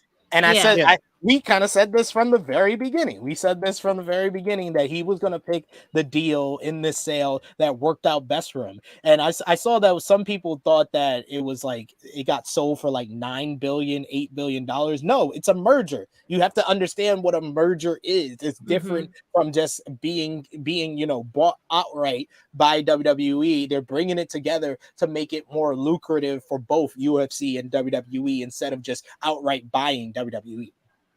Yeah, and that was the other thing that I think a lot of people are confused with when it comes to the merging. That's how they worded it too. Oh, to combine this $21 billion merger. That was the plan, not to sell, but just give them some type of like stock or stake in the company, so that they can now be on a bigger platform. Okay, see, now I've learned something. Well, now, yeah. Not only on a bigger platform, but all know be like more on like ESPN and like the things where like they show something like that. Yeah, something like that. But I just think, me personally, I think that this was just a hidden agenda for Vince to get control back. This was the best way he could do it. So anything that he's gonna get out of it, and now they brought him back in. Got it. Okay. This was his best way to get back complete control of him running things, because the whole thing like, oh, I was ready to walk away and they said, no, we want you there, like we want you back. That's all as soon as bullshit. I try to leave, they just keep pulling me back in. He's full of shit. And even him saying like, oh yeah, this was the best time to do it because this is how he felt. No, Vince, you felt this way because you got scolded out last year. They pushed you out last year, and this was your way to get them back and to get back into the company that you owned. And I mean, hey, it is what it is. Vince, hey, he played his chips right. That's just all I could really say. He played his chips right, no matter, not checkers, friend. Exactly whatever people may feel about it, because hey, I mean, I don't like Vince, but it's like, hey, he played it smart. He did what he had to do, and he got a buyer out of it, and that's what they did. So he conned somebody. But then also somebody. And then also my other points too is that I think what this is gonna do too, this is just my personal belief, that I think is gonna create more problems with the performers, not with WWE, but more so with the MMA fighters, because right now the reason why is because fighters' pay is so low. Like there's not paid nothing. I think doesn't WWE performers get paid more than UFC fighters, right? Yeah, they do. Ooh. And I really do believe, unless if you're like John Jones or like these really top elite fighters, because they do get a percentage of the pay-per-views. Yeah. I think it's going to create more problems with a lot of the fighters, because they're going to see, hey, wait a minute, this guy makes $3 million all for something that he's performing, and I'm in the octagon getting my ass beat and I'm getting paid this. I think that's going to create problems in that aspect. That's just my personal take. I could be completely wrong on that, but I could see people feeling some type of way about that. Like, hey, they're getting paid more in this, and then I'm getting paid this. Or even in the aspect of, damn, what I was going to say. Like I said, with Vince running stuff, I really think it's going to turn people away from signing with the company. It's not signing with WWE. You see what one person did. And I just want to make this clear, because I know when me and Jimmy talked about it, we immediately popped, because if you didn't know, for HBO fans, Ari Emanuel is the real life Ari Gold. So that popped me. That popped me when I saw his name. When I saw his name, I was like, that name looks so familiar. And then I looked it up. I was like, yes, he's the real life Ari Gold. He used to be the agent of Mark Wahlberg. He used to be the agent of Mark Wahlberg. He's what Entourage was based on, what the Ari Gold character was based on. So I immediately popped. I was like, yes, Ari Gold, Entourage. The bloodline is Entourage. You got Roman. Oh, that's why you posted that. Wow. Yes, that's right. He said it because they're buddies. I mean, I really don't think it's shady because of that. Because a lot of people in the industry, they know each other. Like Tony Khan and Dana White, they're actually great. They're actually friends. So it's like, these certain things that, I mean, I don't go into that, but it's just more the fact that Vince found a better deal. This was the best deal he could get. And, he just took it. And they gave him what he wanted. So it's like, pretty much like in basically in life, some people have a head start. Some people in all your goals, the people that you went to school with, if they came from a different background, they were a different race, they were a little bit of a head start ahead of you. It didn't mean that you couldn't get to that same point, but they had a head start ahead of you. Ari Emanuel had a head start against all the other potential buyers of WWE due to his relationship with Vince McMahon. It didn't mean that Comcast and Saudi and all these other places that were in the whole bidding couldn't have got the deal. But yes, Ari Emanuel, it was a head start that he had. Which is fine, I think. Yeah, I mean, it's fine. And it's just like, because even so, like, say like if they were negotiating, there could have been things that it probably wouldn't have worked out. So that's why I really don't buy into the whole thing. Like, oh yeah, I find this a little strange or weird, or because they knew each other. I mean, again, at the end of the day, it's business, and they obviously see a vision with Finn, like what they want to build. So, I mean, on the long run, it's interesting. I want to wait and see what really happens. So I can't really say right now, oh, this is a great move or this is a bad move. I really want to see what transpires, because it is interesting. And then also it's going to be an interesting aspect because I know Dana White, he respects Vince. I think what Vince he built, he respects it. I don't think Dana White necessarily respects like the wrestling business, because he sees it as fake. He sees it as not being real. So, and you kind of saw the taste of that. Remember in the press conference, I think there was a guy who asked a stupid question. It was a very stupid question about and there's like, who would you want to take a chair shot to? And then Dana White was like, hey, we're not gonna be answering like those stupid WWE questions. And I generally feel Dana White feels that way because he's always shitted on pro wrestling. I think he respects it in a certain aspect, but I think what he doesn't respect is when it's being compared to like MMA, to the wrestling business being compared to like these combat sports that are real. They're legit. You get your ass beat in the ring. It's real. People, and wrestling, everything is predetermined. I mean, the bumps, of course, they're real. All that aspect being performed is real, but the outcome is script. Yeah. And I think that's always been where Dana White comes from when it comes to trying to compare the businesses, trying to compare the sport itself. We got in the chat here Nate Milton, the good brother from the NWA podcast, who joined us for our WrestleMania 39's Night 1 and 2 reviews. He's in the chat with us. Thank you for joining us, good brother. He says, after that Endeavor deal, Vince snatched the book away from Trips the way Debo took Red's Beach Cruiser. That's my book. That's my pen. That's my pen, Paul. We got Alan Banky in the chat who says R.I.P. Triple H era SummerSlam to WrestleMania Night 1. Hunter, you will be missed, but hey, you can always go see Tony if you want to go somewhere else. He ain't going anywhere. Like I was gonna save this for when It's we in talk his about veins. Raw. No, but you have to realize Triple H. He's basically the end of Dark Knight. Triple H is Harvey Kent. He gets to die the hero instead of live long enough to become the villain like Bruce Wayne became after Dark Knight. He gets to die a hero, a martyr. People are not gonna blame him for WrestleMania Night 2 because of then also after Mania. Yeah, and then also Triple H got a $5 million bonus out of the sale. So I mean, he's winning regardless. He good. I mean, it's like he got the W way before we. He ain't worried about none of this mess. You kidding me? And he's not going nowhere. Nope. We got Bell in the Focus chat. on NXT, friend. Maybe that's what you need to do. Bell says, "Listen, Vince." At this point, it's a downgrade. At this point, it's a downgrade. Bell says, "Listen, Vince, as a businessman, I get why Endeavor wants to keep him around. I can't go after Endeavor about that. I'm not sure about everybody else." I guess. And we have a good question here from Annika who says, do y'all think with this pay-per-views will be more than $10 now? What do you think?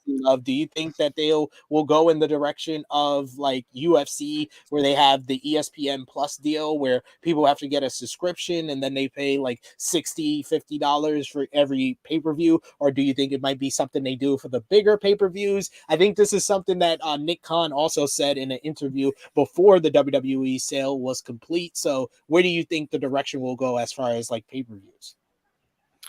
I think the bigger, I think it's gonna happen. I think the bigger. So what you're saying is that my subscription is now more than $10. Probably the subscription itself, I think will be fine. I think these premium pay-per-views like WrestleMania, Royal Rumble, SummerSlam, Survivor Series, I think they're gonna be more than just $10. Because so even the like UFC, you're watching from like your cable provider, basically. Yeah, because I got the app, so yeah, because UFC they do the same thing like with their pay-per-views, like UFC, whatever the case may be. It's usually more money, so I do see them going that aspect, and that's why it's even the sale. Like that's why it's interesting, just because we really don't know what's going to happen. We don't know what's going to happen with Peacock. We really don't know because that is a separate entity when it comes to streaming. When it comes to that, Peacock did spend $1 billion, so they had to honor that deal. That's a contract that they have, so they have to honor that deal.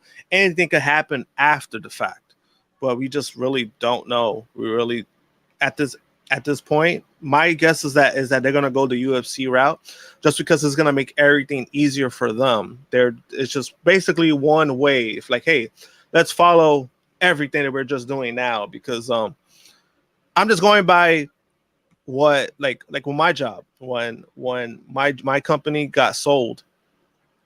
A lot of things changed, and a lot of things that changed, they wanted to make it lined up with what they already were doing. So I kind of see that with Endeavor. I kind of see Endeavor doing things for WWE to line up with them because it just makes everything smoother, makes it easier, and it's probably going to bring them more money. So I think that's what's going to end up happening. Okay.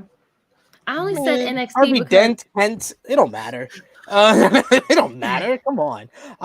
No, but why'd you say NXT, Krrsi?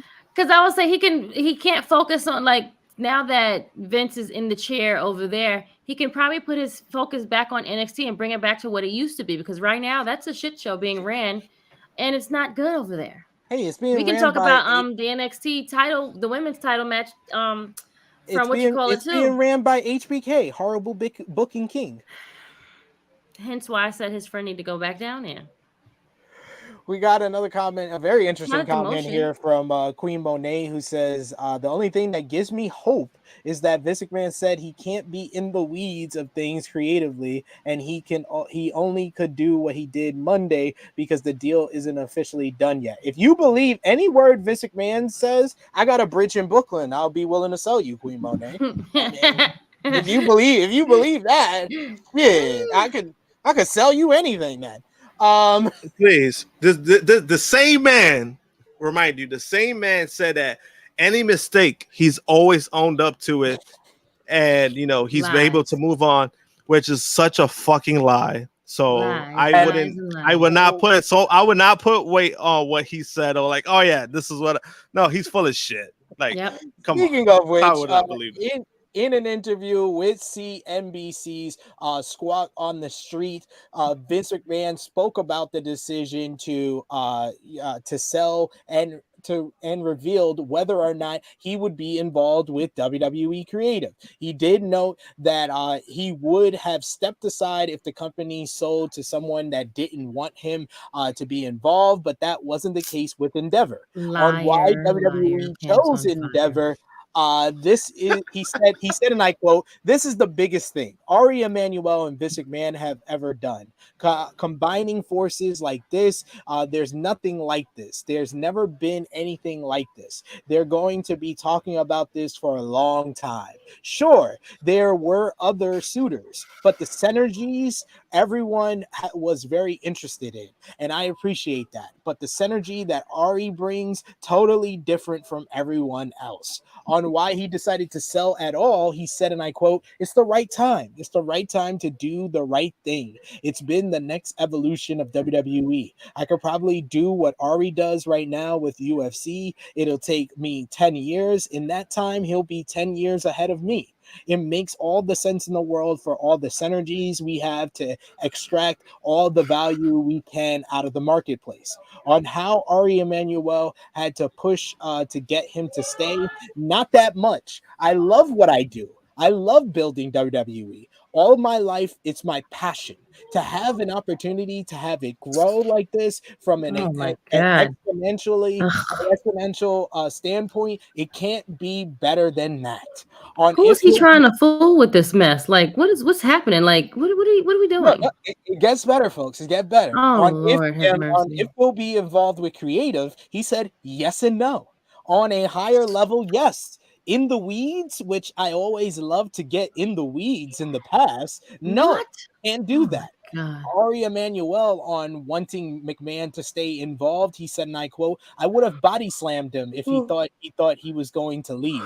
He's a man who has seen around the corner at every beat over the last 40 years of this business and has a vision of this business way before a lot of people see it. Him now being able to utilize that, what we've built in our flywheel, I'm the luckiest guy in the world. I have Vince McMahon, a visionary that sees around the corner. I have Dana White and what we've built. That's pretty unstoppable. I wasn't going to let him. We have had a relationship for 23 years. There's a trust, a friendship.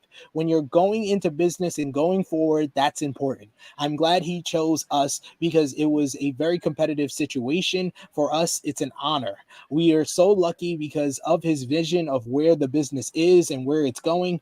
Vince McMahon also touched on the scandal he was involved with last year and says he's owned up to his mistakes. McMahon was accused of making statements for sexual misconduct and various affairs. He also reached a multi-million-dollar settlement with Rhea Chatterton earlier this year, who has accused him of rape. On his legacy, he said, and I quote, I've made mistakes, obviously, personally and professionally through my 50-year career. I've owned up to every single one of them and then moved on. I'm not sure of the legacy stuff. I'm not going to write it. I don't know. I want to say, as someone who has had an extraordinary amount of fun and great passion for what they did and wound up with the biggest deal he's ever done in his life, on if WWE would have been sold, even if the scandal didn't happen, he said, and I quote, "Absolutely. It makes sense. Nothing has ever happened like this before. I'm always looking what's best for our stockholders and our company. This is the best thing that has happened in a long time. All the WrestleManias combined doesn't equal the magnitude we will do together." Wow. He is just, I know I'm tired of talking about this mess. He called his sexual assault allegations mistakes that he just moved on. He owned up to it and he just moved on, folks. What day? When? How? He must see stupid written on people's forehead. I'm tired of talking about this man. I'm tired with a capital T. Tired. Hey, what can you do? What can you say about this man? What can you say about this man? He is so oblivious. Such a narcissist. He's just liar. Yes, absolutely. Whoever just put that liar. He's Walt Disney Jr. He's basically Walt Disney. Yeah. Jesus. Alan Banky saying Vince also likes to smoke weed too. Yes, he says he's in the weeds. He be in the weeds, y'all. He be in the weeds. Nate Milton saying Triple H going back to NXT on his Devontae grind. You took it all away. I give it all away. Can't take my freedom. Here to chase the game. A banner made of fame. I built my kingdom. Oh my god, I'm dead. Stop. He quoted again. He did this with us on the WrestleMania reviews, Josh, and he's doing it in the chat. He's quoting the Cody theme song. You took it all away. I give it all away. Take my freedom. Here to change the game. A better made of fame. I built my kingdom. Oh, you built somebody. I mean, hey, it got some. That song has some great points. It has some great quotes. Hard times make better men. Hard times make better men. Better man. Yeah, he did use that line too. Remember, he said that. He did that in the review. He did use that line. Negro Buck saying, "Damn, that quote made Josh leave." I mean, I would leave too if I wasn't the one reading it. No, my Wi-Fi made me leave. That's what happened. Yeah, your Wi-Fi was like, nah, we got to cut out, B. You got to cut this shit out. Annika saying mistakes paid off. I guess the same thing. Yes, move on, pay it off, and move on. That's what we're doing out here in these streets. That's what you're doing out here. Oh man, I mean, there's a lot to this. Last point with this whole WWE Endeavor UFC merger. Fightful Select had more news on the fallout from Endeavor acquiring WWE and announcing plans to merge it with UFC into a new company. WrestleNomics adds that there was a company-wide meeting on Monday at 4 p.m. Eastern. An email was sent internally that said Triple H will remain in charge of creative as the executive content executive. Of course, Vince McMahon himself said earlier on Monday that he would be involved with higher level creative, but not in the weeds, quote unquote. Fightful confirms that Brock and them. The bloodline stuff. Yeah. Oh, okay. That McMahon is involved in the top levels of creative, but Triple H will still be in gorilla position calling the show. It was noted that Vince's in the weeds comment was something he said 4 years ago when Eric Bischoff and Paul Heyman were brought on in creative roles. People in creative have said that they have not interacted with McMahon directly, and those in more powerful positions said he likes the process as it is now. It's unknown just how involved he has been, but Triple H is still overseeing things with McMahon as a resource if needed. There has been speculation backstage that McMahon specifically found a buyer that would keep him or let him back in if he chose, even though he said he would have been happy to sell to someone who wouldn't. Sources from interested buyers said that McMahon's involvement was a sticking point, even though WWE has proven they can succeed without him. One part of the deal was WWE wanting to expand globally with increases to international TV rights, site fees, and more. Specifically, WWE is hoping to make more money from upcoming UK rights fees and increase their visibility. They also want to increase rate cards in the US as they think they should be earning more from TV deals. There are currently no plans to expand PLE events into a pay-per-view situation at this time, but it was noted that it's a possibility in the future. However, it would have to be a deal big enough that they couldn't turn it down, and they are aware of pay-per-view and where it's headed. It was also noted that WWE's amount of hires slowed down in recent months, and that was by design. As for cuts, nothing is known at this time, although Ari Emanuel has said that there will be staff cuts across for WWE and UFC under this new company. There was a talent meeting on Monday that Triple H and Frank Riddick ran that said that they basically told them that nothing will change coming out of this deal. And it was also noted that the deal with Endeavor had nothing to do with the decision to have Roman Reigns beat Cody Rhodes at WrestleMania 39. So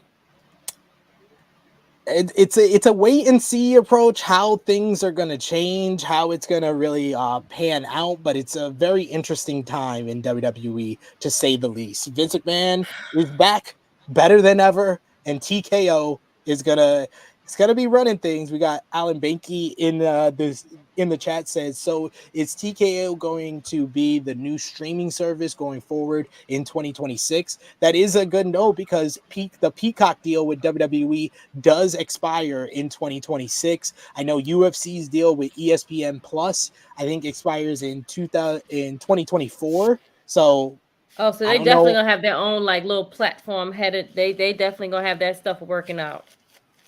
I think that is probably going to be the direction. That's the long game. That's the long story, long-term book. Like the booking is that they're looking at this way ahead. They're not even looking at right now. They're looking like years in advance. Like they're trying to figure out what this juggernaut can be as they go along.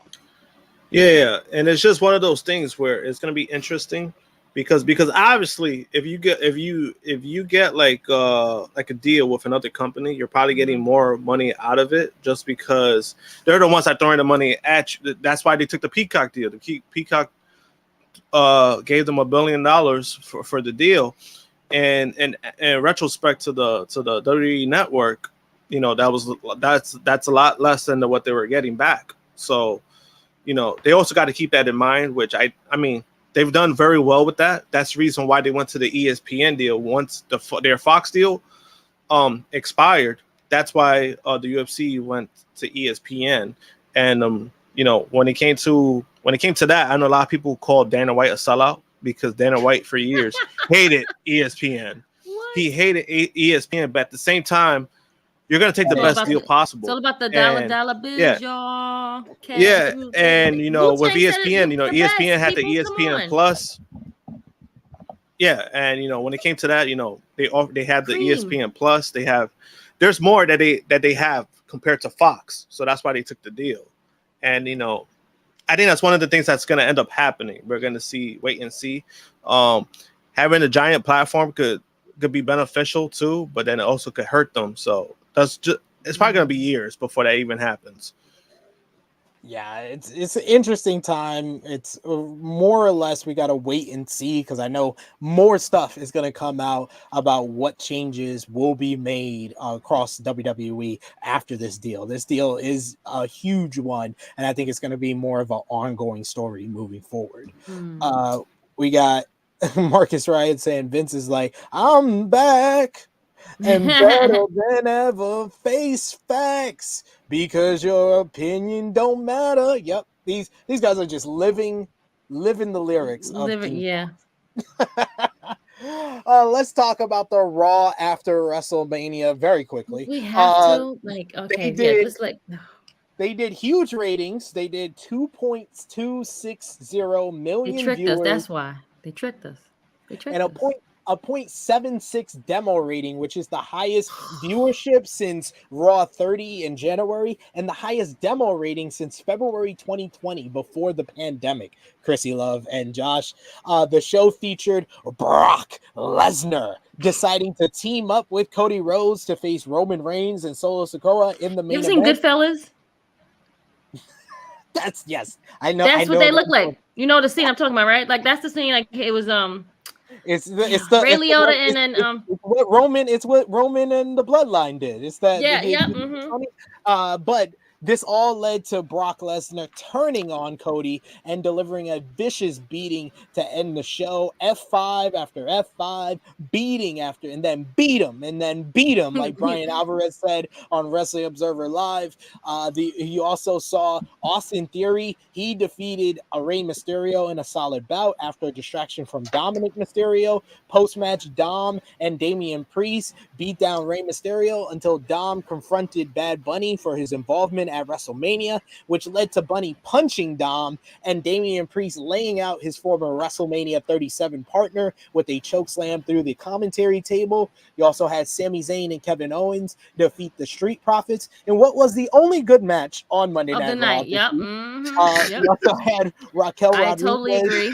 and Liv Morgan beat Damage Control to earn a shot at Becky Lynch and Lita for the WWE Women's Tag Team Championships next week. And Matt Riddle made his return, the only return on the Raw after WrestleMania, to lay out The Miz.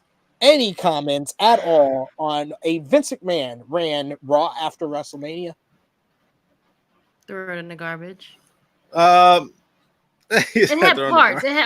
All right. This was okay. You know how you go to like a prefix menu at a restaurant and it had like certain things that you like you didn't like your main course, but you like maybe like one of the appetizers, you like one of the like salads, like one of the things in the middle, but you like dessert. Like this is what Raw was. Like we liked maybe the opener was cool. The match with the Street Profits and KO and Sammy, good. Riddle coming back, cute. And then the show then the rest of the meal was just garbage. You had to I wasted my prefix, the money on this person's birthday party. I could have just stayed home, things like that. We've all been there. You said the prefix meal. I'm done.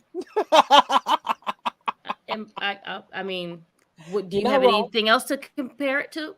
You're not wrong. Josh, you watched the show live. Any change of thoughts of how you were feeling on Monday night? To be honest, no. I don't know. For the most part, I didn't think it was as bad as everyone said it was. That's just my opinion. Yeah. Please I think the only because one, I think people what it is with the Raw after Mania, I think people got way too comfortable with the aspect of like, oh, let's get all these surprises and everything. That didn't happen. But then also, honestly, who did you really expect to come out? True. Like when it comes to NXT, because NXT they had their struggles right now, and I really didn't see anybody coming up that was gonna matter. The only person I would have preferred was Carmelo Hayes, which wasn't happening because he just won the NXT title. Maybe at most, Braun Breaker. Maybe at most would have been Braun Breaker, but at the same time, they threw Braun Breaker out last year until a Monday Night Raw match, and that didn't go very well. Maybe they're hesitant about that. Hey, don't do that. Don't do that. Don't do that. Don't do that. Don't do that. I mean, I've been saying it for the longest, guys. You guys on this bandwagon, not me. I mean, no. I don't see it. I don't see what everyone sees. It's okay. I'm saying he's gotten better. Is he my cup of tea? No, but he has gotten. He has gotten better. Yeah, he's definitely improved since that Ciampa match. The first Ciampa match, he's definitely improved. So I mean, I'll give him that. But was he the right answer? Probably not. So I really didn't see any surprises coming back. We did get Riddle to come back, which was cool to see. A lot of people they were not happy seeing that. They were not thrilled to see Matt Riddle. I was fine with it. But I don't know. I don't know. I just thought it wasn't like, just because we've seen a lot of bad Monday Night Raw shows. We're gonna get to that, Annika. Don't you worry. We've seen we've seen a lot of bad Monday Night Raws. So that's why I didn't see the bad thing. I also love the ending, because now it's like, all right, now we're gonna get a program with Cody and Brock. So it's like I was cool with it when it came to that. I mean, I get it. Raw after Mania is usually like the hot, but even the crowd was like, I mean, comparison was kind of mid. It was mid. It was very mid. It was very, but because you know why? Because one, what people fall on is the one after Jersey, right? The one after Jersey, of course, that was going to be hot. And then New Orleans had the UK crowd there. They had the UK. They had a lot of UK fans who stood for there. that. So okay, yeah, because it's like you weren't getting that in Cali. Yeah, But you were not getting that in Cali. We really haven't got a Raw after WrestleMania like type show since like the one after WrestleMania New Orleans. 30. Yeah, it was New Orleans. Like, even because that had the Shield going babyface for the first time. But the Raw after WrestleMania 15, they had like WrestleMania 31. 31 was Brock attacking Michael Cole, which was okay. Had a couple of call ups. That was okay. 2016 was good because I think that was the return of Cesaro, and then AJ Styles won the number one contenders matchup. So you knew you were getting AJ and Roman going further. So that was cool.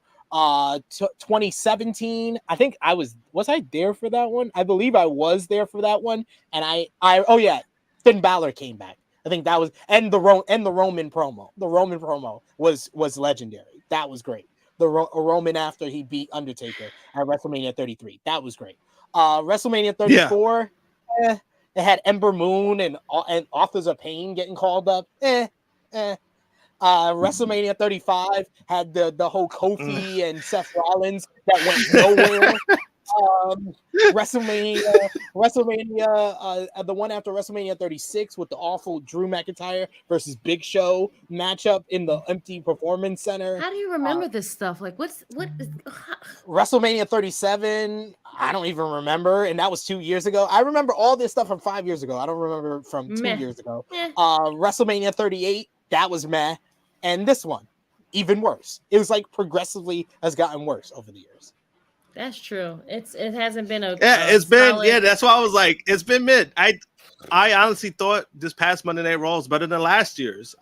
That's just how I felt, because I remember last year I was like, what the fuck is this? Like it felt like it was in the mud. I guess compared to this year, it was just like, it was better. Not saying much, it was better. Those ones were better now. Yes, we know what really bad is after this year. So it's like, hey, that's why I feel like it wasn't that bad. But like when I saw people rating it, I was like, what? I was like, was it really that bad? And you know how I am when it comes to WWE, I'm critical as it comes. But I was like, I didn't see it. That's just how I felt about it. I feel like if it's not a pay-per-view, like people are not really like vested in like these shows, like AEW, Raw, Dynamite, Raw, Smackdown, Rampage. Dynamite, sometimes their show feels like a pay-per-view. I'll give them that. No, I'm talking about the show feels like, but the crowd is not really like in it all the time. You know what I'm saying? Sometimes the crowd is very dead. That's part. Yeah, that's part of it too. But I think what Dynamite, what they benefit from is that since they do quarterly pay-per-views, they benefit a lot. So it makes you invest in the show because there's like a 2-month build-up period to the next pay-per-view. This time around, we have Double or Nothing, which is like the end of May. So there's enough time to be invested in those shows until the pay-per-view. So they benefit from that from a lot. With WWE, it's like, you know, they constantly get a premium live event. Like Backlash is coming up soon, and it's like, wow, this was already they're already going, they're already building it up already. So I mean, it is what it is. And also because it's also going to be in Puerto Rico, they have a lot of people probably backing it, so they're probably putting a lot of investment and time and money into building this pay-per-view so that people will be invested in watching it and streaming it. That's true. That is true. They do have to make this feel big, and they doing a good job with like how they're booking their pay-per-views to make them feel different and make them feel big and based off of something. But let's talk about the news and all the fallout from the Raw after WrestleMania, because that was a lot more interesting than the show. Monday's episode of WWE Raw was reportedly subject to more rewrites than typical, as it was McSuccession Season 2 kicked off. PW Insider reports Monday night show saw a lot more rewriting that has been the case as of late. Last minute. You literally had to say that, right? You just Season 2. No, the way you said it, season 2. Like, oh, all right. We got the season 1 finale now. It just started season. All right, cool. Start into season 2. There's no break. No, it's not like regular None time. whatsoever. Like No break. You go right next day. It's the next season. Before Triple H took control, but those were reportedly done far less once he ascended to the position of head of creative. Monday Raw did not have anything officially announced beyond Triple H opening the show, which was useless until the show began.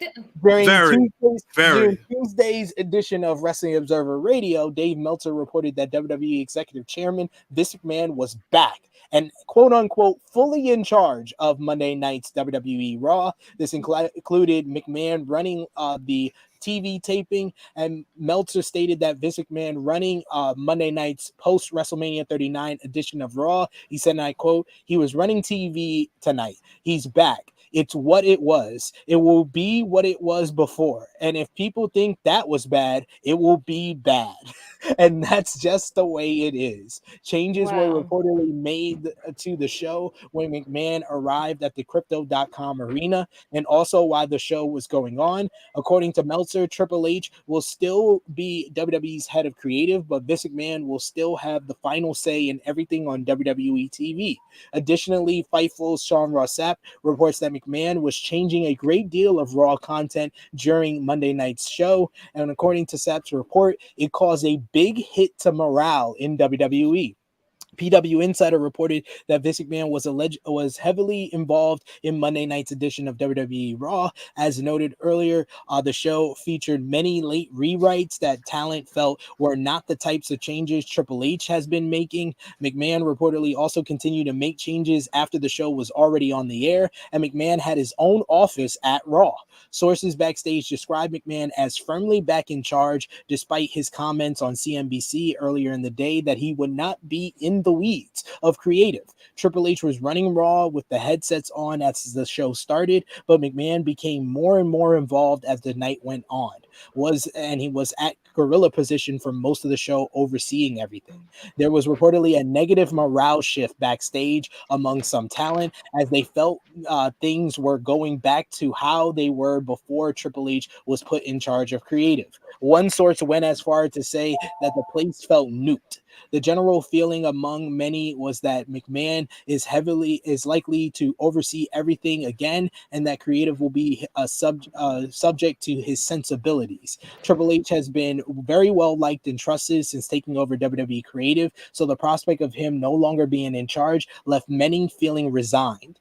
Other talent shrugged off the changes as they felt McMahon would inevitably be back to running creative, although some took a wait-and-see attitude regarding whether McMahon really would be running creative going forward, and if Monday night was just a situation where McMahon happened to be in Los Angeles for WrestleMania and the announcement of the Endeavor deal. And Fightful noted that some talent even said that they would either be thinking about asking for their release if things kept on this trend, or would even think about writing out their deal and then leaving the company when their deal expired. So what do you think, more importantly, Miss Krrsi Love, about this whole morale hit to the WWE roster following Vince McMahon taking over creative? It feels like Vince McMahon told Triple H to do that useless speech so he could take his share in the backstage area. What do you think, Krrsi? I think that's what exactly would happen. Like, yeah, go talk to the crowd, get them hyped and amped up about this whole past weekend, and then when he came back from being out in the ring, Vince was sitting in his chair with the headset on, and like he's probably like, oh God, like this guy, like come on, and he's not saying anything because he's at work and he doesn't want to like do anything. But I'm sure he probably, once they like left or whatever, he probably like said something to him like, "What are you doing, sir? Like, come on, like why are you in my chair? Like I'm running things." And he's probably like, "No, you don't. I'm in charge now. Like they put me back in charge, not you. Now you're gonna do what I say." And go from there. And Paul is probably like, oh hell, like I need to get out of here. Like he was probably like, right. Like, oh, let me go take a walk outside. Then he probably called his wife pissed because that's what happened. You know, men they'll call us like, do you know what this motherfucker was? Blah blah blah. You know, y'all call us and like, or vice versa. When we're not having a great day at work, we'll call you. And that's what happened. Or maybe she was. No, she probably wasn't there. But he was like, probably with Shane. you know what your daddy did? Yeah, right. Do you know what your dad did? Did you know anything about this? Are you sure? She probably did though. She probably didn't say nothing. Oh man, I'm Hot very thickens, friends. Yes, it gets better, y'all. It gets better. Could you see Vince McMahon's touches on Monday Night Raw as you were watching it live here on the channel, Josh? To be honest, no. It really didn't feel like a Vince McMahon show. But once things started coming about, it kind of made sense a little bit more. Like like the last minute changes. The one that stuck out to me the most was Bayley. Bayley was supposed to be on Monday Night Raw, and she got removed. She got scrapped. So, and that was noticeable because Damage Control had a tag match without Bayley, and they still lost. So, I mean, that was the main thing that kind of made me believe, because usually Trips doesn't do that. Triple H, when he books something, he usually doesn't do that. He doesn't have somebody already who's been on TV for a while and then just completely scrapped him from the show. Yeah, this kind of feels like a Vince move. That felt more like a Vince move more than anything. And you get all dressed up. You put your gear on just to get glam, and then just to find out, oh yeah, we're not going to put you on. You're not going on today. Like, wait, what? I could have stayed in my room. I didn't have to come to work. I didn't have to come to work. Like, come on. Like, I hate when that happens. Ugh. I could have stayed my behind home. Shoot. Yeah, you go into work when it's your day off. Like, yeah. Shit. What am I doing? Where's my head? Where's my Even though I think to me, Bayley, but to me, I think Bayley comes off more as a person like she has to do her job. She has to do her job. And I think when that happened, that probably pissed her off. I think that would piss her off more than somebody else would, like, oh, damn, I could have just had the night off. All right, cool. I could just sit back and relax. I think she's the opposite of that. That's just me. Yeah. We got Annika in the chat who says, at least Triple H, with Triple H, I know he cares about the NXT women. Just don't know how to book when things go his way. Vince says, bump the women and just give me Omos. I mean, even with the NXT women, you saw the build up to Asuka versus Bianca Belair at WrestleMania. Just saying, you can't blame Vince for everything. Just saying. But yeah, we also got Dolores in the chat who says, I'm on SP3's aside now. If Triple H said he doing it, he got the final say, then Raw was Triple H fault. It was shit. Hey, you should have never said you were the one who had final say. Why you tell everybody that? Right. Why you tell everybody that when it wasn't true? It wasn't true when you said it. It wasn't true afterwards. Yeah, that's like, yeah, you can't say it now, but you know what it is? It's because people love Triple H and not going to use it against them. Oh, wait, it was Vince. Vince, it was reported that Vince changed it. But if it was Tony Khan, people would be all over that. Oh, but, yeah. If he messed up something, he messes up a finish, they would have been all over him. But now because it's Triple H and everyone loves Triple H, they're not gonna mention that. Everybody loves Triple H. Huh? They give flawed Paul the pass. They give him the pass. There's a lot there. But yeah. Fightful Select reports that there was that big hit to morale backstage in WWE Monday Night once talent saw how firmly Vince McMahon was in control of creative decisions during Raw, especially given that Triple H and Nick Khan had just held a meeting before Raw with talent saying that nothing would be changing. Their reporting backs up much of what PW Insider also reported, that there was frustration among talent at Vince McMahon making changes to the show right before it started and after it was underway, as well as being in gorilla position all night and having his own office. The report notes that some talent didn't even necessarily think that the creative decisions were poor, just that the situation was handled dishonestly after what Triple H had told talent, and that McMahon has fired so many people currently on the roster. Key word there is that people seem frustrated with the dishonesty of Triple H, not Vince McMahon. Just wanted to note that. As reported earlier, 2 triple threat women's matches that would set up a Raw women's title shot, as well as Bayley being ringside, were originally set for the show, but ended up being cut in favor of a tag team title contender match. This led to many women on the roster growing frustrated and demoralized at having Vince McMahon back after how smoothly the past several months have been for them.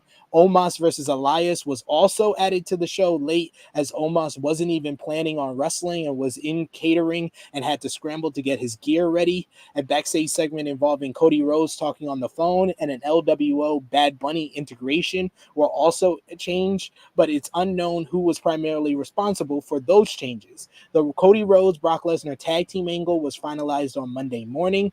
Overall, Fightful characterized morale as hitting its lowest since before WrestleMania last year, when it reportedly reached near all-time lows. Some talent viewed the weekend as a way for Vince McMahon to get himself back in control, with Friday's SmackDown already being seen as an important day because it will indicate if how involved Vince McMahon was at Raw was a one-time thing or the new normal. And at least 2 talent, one reportedly near the top of the card, said they might request their releases if things continue as they were on Monday, and many wrestlers are looking into their options should Vince McMahon continue to be heavily involved as he was Monday night. And then talking about the big angle from Monday night with Cody and Brock Lesnar, Fightful Select had an update on the brewing feud between Lesnar and Rhodes that started on last Monday on WWE Raw. According to the report, plans were scheduled for Cody Rhodes to feud with Brock Lesnar well before WrestleMania 39, and also before Vince McMahon was back. McMahon was reportedly in charge behind the scenes for Raw earlier in the week. Additionally, sources within WWE are claiming that Lesnar was aware of his creative post-WrestleMania plans nearly a month ago. It's unknown if the entirety of the WWE creative team knew about the direction, but Lesnar was said to have been aware of the plans moving forward with Cody. WWE also reportedly hinted at his upcoming heel turn before his match with Omos during some of their interactions. Also, the plans to have Lesnar stand side by side with Cody before hitting him with the F5 were laid out to Lesnar about a month before the Raw after WrestleMania 39. And also worth noting in regards to Cody Rhodes, Fightful Select reports that Cody was the most popular superstar at WrestleMania, at least in terms of merchandise sales. Rhodes had the individual most individual sales of anyone on the roster last weekend. Meanwhile, generic WWE and WrestleMania merchandise topped overall sales. Krrsi Love, what do you think about the whole Brock Lesnar Cody Rhodes feud, and do you think that it's a good idea for Cody's first feud following his big loss at WrestleMania 39? When it was happening on Monday, I was just like, what is happening right now? Why are we doing this? Who is this supposed to benefit? But now as we're talking long term, I get why they did it. Yes, this is a good thing. They'll probably fight at Backlash, probably, if they don't do it on like a random Raw. Yeah. Brock Lesnar don't fight on no random Raw. What are you joking? Oh, yeah, joking me? Yeah. I'm sleepy, guys. Sorry. Yeah, that's true. Hi, Harlem. Yeah, they'll probably do Backlash, but yes, this is this great feud. I guess they'll have interactions and like promos, and he'll get beat up randomly by Brock, and then he'll be laid out before his matches or after his matches, and then we'll have the fight at the pay-per-view, which is at the end of this month? No, the first week in May. Yeah, first week of May is Backlash. Okay, great. We got 3 weeks to do it, right? Make it work, friends. 3 weeks to make it work. 3 weeks to make it work. Does it work for you, Josh? What exactly? Cody and Brock. See, he's just as tired as I am. He doesn't care. Like what? No, I'm saying I mean, I already said. I'm like, it gives Cody something after the Roman thing, because honestly, I think, given it, usually how WWE books it, like usually when it's when a feud continues, they usually throw them like a tag team match or whatever the case may be. No, we don't need them. I think it. Yeah, I mean, but yeah, we was about to, but the whole, usually something like this, I think it benefits Cody a lot more than anybody, just because it gives him something, it gives him momentum. And if he beats Brock, that's what he needs. He needs Brock. It's like, oh, he beat Brock. That's under his belt now. Now let's see what we could do to build him back up for that title picture. So I think it benefits Cody. I'm all for it. You know, is it going to be a great match? Hopefully. I think Cody is he's become a, not only that, but I mean, Cody has become a real ring general. I've been impressed. I've been very surprised. Yes. I'm talking about because of Brock. It's gonna be like 10 minutes. Oh yeah, because of Brock. But I think Cody has become like such a ring general. Like you know, I didn't realize like how good he could be, and I was like, oh wow, like he knows how to carry matches now. So I think he's ended up carrying that match. I think it's gonna be a fun matchup. Gotta love it. I love this comment by Annika. Said Brock heard that Cody solved racism, and he said, "I'll be on Raw." You know what? Always going after the culture, Brock Lesnar. Always going after. Not because with Cody, what it was with Cody, that I remember there was a few interviews like a couple years ago with Cody would talk about like facing opponents, and he would say himself like how he relied on his opponents, you know, carrying him because there was those things that he was learning and he was getting used to. And now he's in the point in his career where he's really finding that niche. And since he's been back in WWE, it's been that. It's been that. You've seen the quality of his matches have changed a lot. It's true. That is true. Couple of other notes from Monday's Raw. We had there were rumors last week that Randy Orton was in Los Angeles for WrestleMania weekend festivities. This led to rumors that Orton would be making his return at the event or possibly the Raw after. Instead, he never appeared at either. The Wrestling Observer newsletter asked WWE about Orton's status, and we're told the back injury keeping him out of action is not healed to the point that he can return. WWE sent out the information to try to squash the speculation about Orton making a surprise appearance, but someone who didn't make an appearance at all on the Raw after WrestleMania, conspicuous by her absence on Raw, was Bayley. As Josh said earlier, she had fans speculating about her after she posted a rather vague message to social media that ended with bye. The Damage Control leader saw her group lose to Becky Lynch, Lita, and Trish Stratus at WrestleMania 39 Night 1. She took to Twitter on Sunday morning to write, and sometimes the most romantic love story comes to an end. Bye. It's not currently clear when she is specifically talking about, whether it's Damage Control, their feud with the other three that led into WrestleMania, or something else. You had Dakota Kai also comment, "I love Bayley" on social media. And then in a post on Instagram on Friday, Bayley shared several behind-the-scenes photos from WrestleMania of her posing with several different people, including other superstars. She also posed a philosophical question about why people become wrestlers to begin with, fame or to help the business. The quote she uses is from J. Cole's The Climb Up. She wrote, "Are you doing this work to facilitate growth or to become famous? Which is more important?" PW Insider reported that these posts by Bayley aren't teasing her departure, but more of a character change coming. So do you read anything into it? Is there some shoot in this, do you think, Krrsi? Just being trolled, like they're playing with us. That's what they do best. It's fine. That's what they do. That's what they're born to do. They were born this way. We got Annika in the chat who says Bayley on the phone with Asuka and Monet. Y'all want to do what we did in 2020 in front of some New Japan fans? That's funny. It's not happening, but that's funny. Right. Yeah, I was like, I don't believe Bayley. I think Bayley's bluffing. But let's finally get off the WWE train. Please, and talk a little bit about too AEW. much. My head is hurting so much from all this you know what I can't even say the damn letters. Like, this is what it is. Like, oh my god. Oh god. I'm like, are we done yet?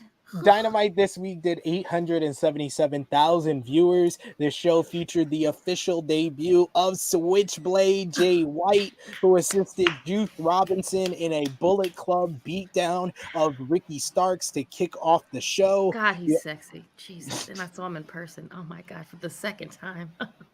You also had House of Black beat Orange Cassidy and Best Friends in a fun bout to retain the AEW World Trios Championships.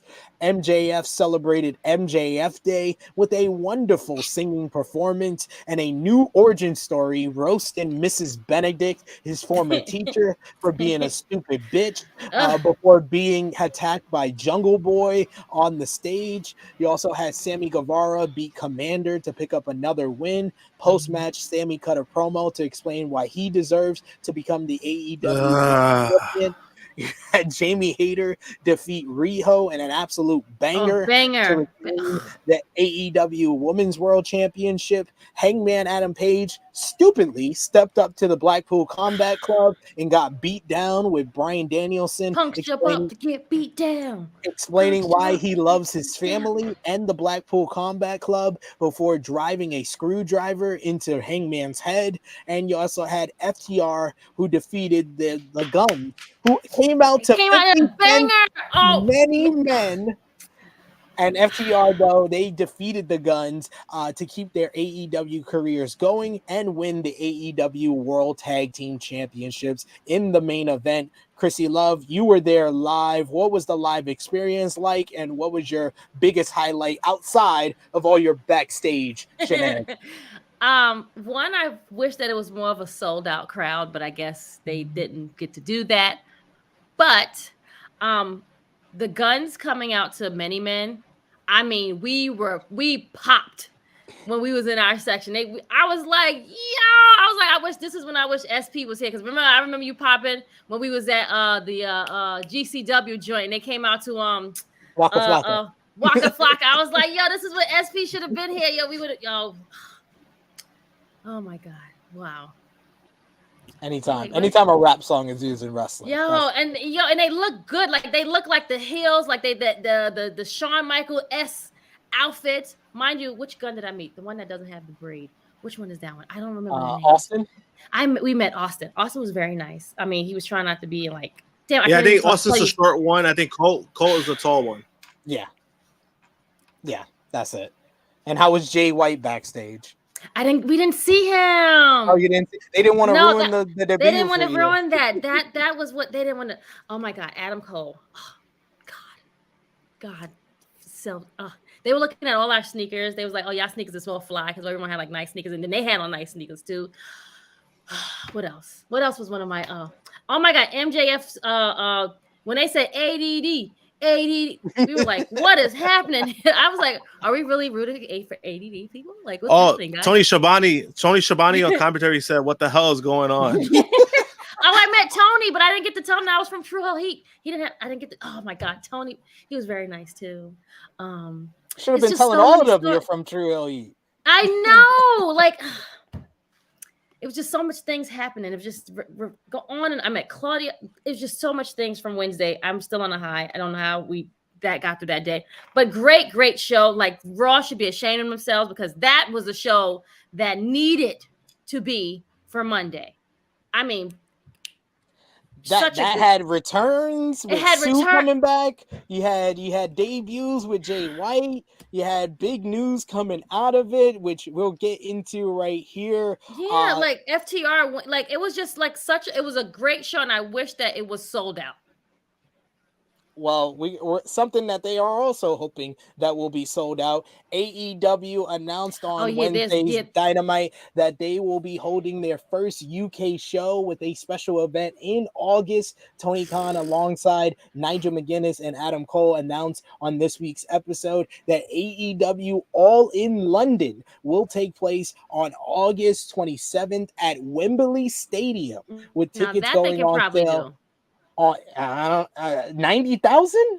I don't know. That is true. I don't know. I mean, again, when they said that, I was sitting there. I was like, they can't even sell this out. They can sell that out. Like, well, this is like the third or fourth time they've been to Long Island, though. It's not the first time in a whole country. Okay, that's true. That's why I'm like, they might could do it. I mean, because the Brits, they be coming out in droves, so they'll be out there. They already got 25,000 that signed up for the pre-sale. And then also they're probably gonna have a lot of like New Japan people come. Like they're gonna have like it's gonna be like probably for Ben and Joel all like times like Yeah. So what we spoke about on Wednesday when they announced it is that we're guessing is that they're probably going to open up about 45,000 tickets at first to see how it goes, and then from there, little by little, that's when they'll start opening up more parts. I think that's the speculation. Because usually they do that, but because this is a bigger scale, this is something that they've never done. Right. So it's so I think that's the best approach. I think you do it like in that portion, and then you see how you go from there. Okay. Yeah, I would do like 40,000 to 50,000 because that's double of their biggest event that they've ever done, which was Grand Slam. Yeah, which is great. Okay, and also the UK market, they benefit from the UK market because they've been bloodthirsty for AEW and they just love wrestling. So this is a perfect thing for people who haven't gone to show. Right. This will be their first experience. This is their best. AEW, this is probably their best bet. Yeah. Right. Yeah. So I think it's a good move. It's risky, but I think it's a good move. Very risky. I think it's the time to do it. It's a risk. That's why it fits the All In name, because the whole All In first event was because Cody got told by Dave Meltzer that he couldn't sell a 10,000 seat arena. So now you're gonna have people like I told my missus about the Wembley Stadium, and she kind of scoffed at it. She's like, oh, they can't sell out no 90,000. He was like, WWE can barely sell out Cardiff. That can't do it. I'm with her. Like I was like again because I'm sitting there in the UBS. Was this their first time at UBS or they've been there before? No, they've been there like I said 3-4 times already. Okay, fine. I'm sitting there and I'm like, okay, that is like twice like a football stadium. That's like what they had at the SoFi. Like it's humongous, and then for them to sell that out is like it's hard. It's I understand why she scoffs because again they barely sold WWE's barely sold out whatever that name of the show is. But so it's like, can we really think? Do we really think that this will happen? But like you said, if they used it, that they have it like half the tickets, and then maybe like open up little by little, it could happen. Yeah, but that's why also like I think realistically I don't think they're gonna have 90,000 seats available. Like realistically, they're not gonna have that. So that's why we kind of speculated like, oh, maybe half. Like even if you do 45, that's great, and then you work your way up from there. But even realistically, I mean, 90,000 seats. I mean, that's hard to sell out anywhere when it comes to wrestling. So I mean, So I don't even think it's gonna be 90,000 in general, but it is a giant move for the company. Yeah, it is. That's why I said it fits the whole All In moniker. I see our producer in the private chat is asking us if All Out is happening the week after. It is. It's already been confirmed by Owens that All In, because in the press release for All In, they never say that it's a pay-per-view. So that's the key to this. Alan Bakey saying that All In London will be streaming on HBO Max. I thought that, but then I remembered that Warner Brothers Discovery is coming out with their own streaming service called Max, I believe. So I think it's probably going to be on that because they said they're celebrating 100 years of Warner Brothers Discovery with this big event. I think it might be on a streaming service more than it will be a pay-per-view. Got it. Okay. Which would benefit them too. What people don't realize too, that it still benefits them. So they don't have to make this a paper. They need some type of. They need this streaming service. I'm sorry to cut you off, Josh. They definitely need this. Yeah. Because and it is also going to be harder. Regardless, it's going to be harder to try to sell 2 pay-per-views back to back. It's a lot harder to do that.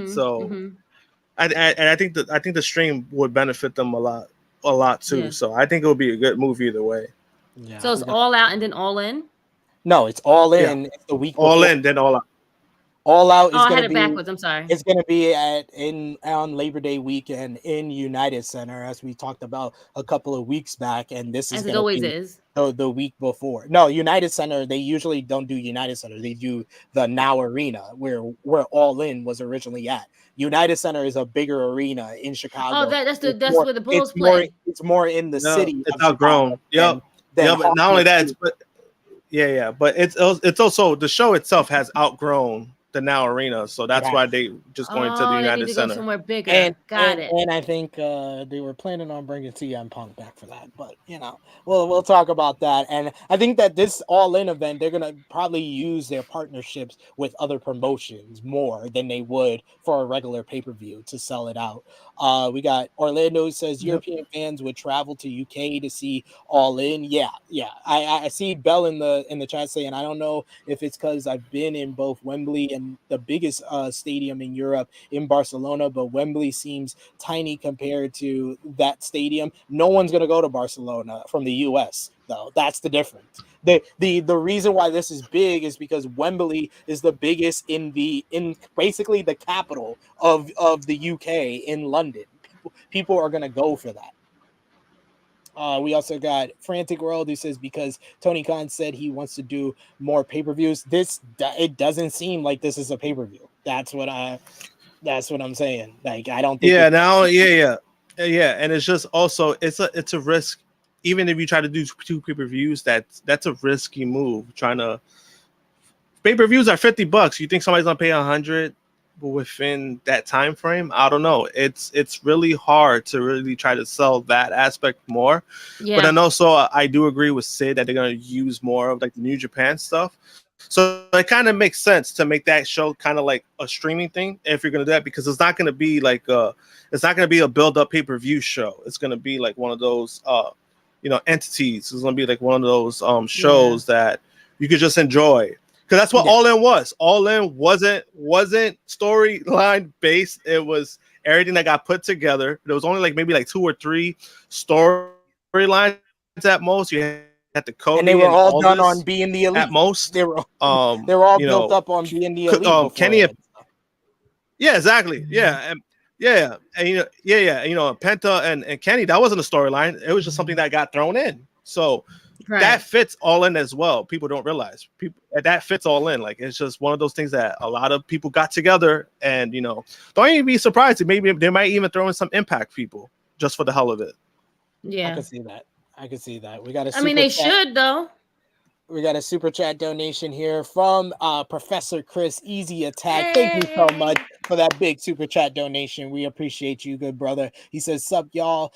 Just now waking up on the West Coast. Not sure if y'all addressed this, but I ain't sure Lesnar will lose to Cody. I can fully see Cody jobbing to Lesnar. Dynamite felt more like Raw after Mania. Of course, we could see Lesnar, beating Cody, but I think the whole point of the Lesnar-Cody feud is to give Cody a big win to get him back to Roman.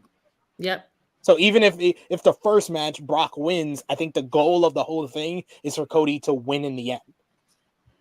Yeah, I agree. I totally agree with that. To win the feud. Yeah, to win the feud, and then he'll probably I see that happening. I'm sure he's definitely okay with jobbing to that. That's fine. Like, again, it's the story that's need to be told, and he doesn't have to be the winner for all of these things.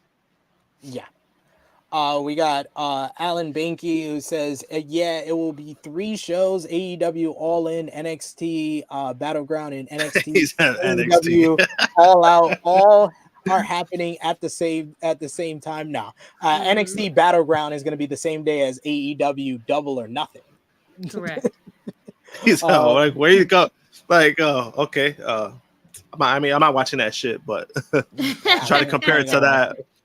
To try to compare it to that is just funny. Correct. It is. We got Orlando calling his shot, saying All In main event Omega versus Ospreay 2. I think Omega versus Ospreay 2 will be at Forbidden Door too. Right. I think they do Omega Okada first time outside of Japan in London.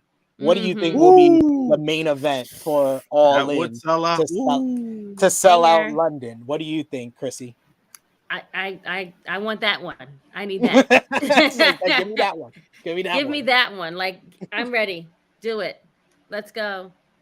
We got more news to discuss. On Tuesday, PW Insider reported that Jay White, who entered free agency in January, does not appear to be heading to the company as many people believed, which was WWE. The site notes that there was absolutely no discussion about White over WrestleMania 39 weekend, and that the indication White isn't headed there is based on several conversations with WWE officials and talent. White reportedly had interest from AEW and WWE after he entered free agency when his New Japan contract expired. According to Fightful Select, White's contract with AEW after debuting on AEW Dynamite this year is a multi-year deal. The site has learned that the deal was in place before WrestleMania 39 and that WWE sources knew ahead of time that he would not be coming into WWE.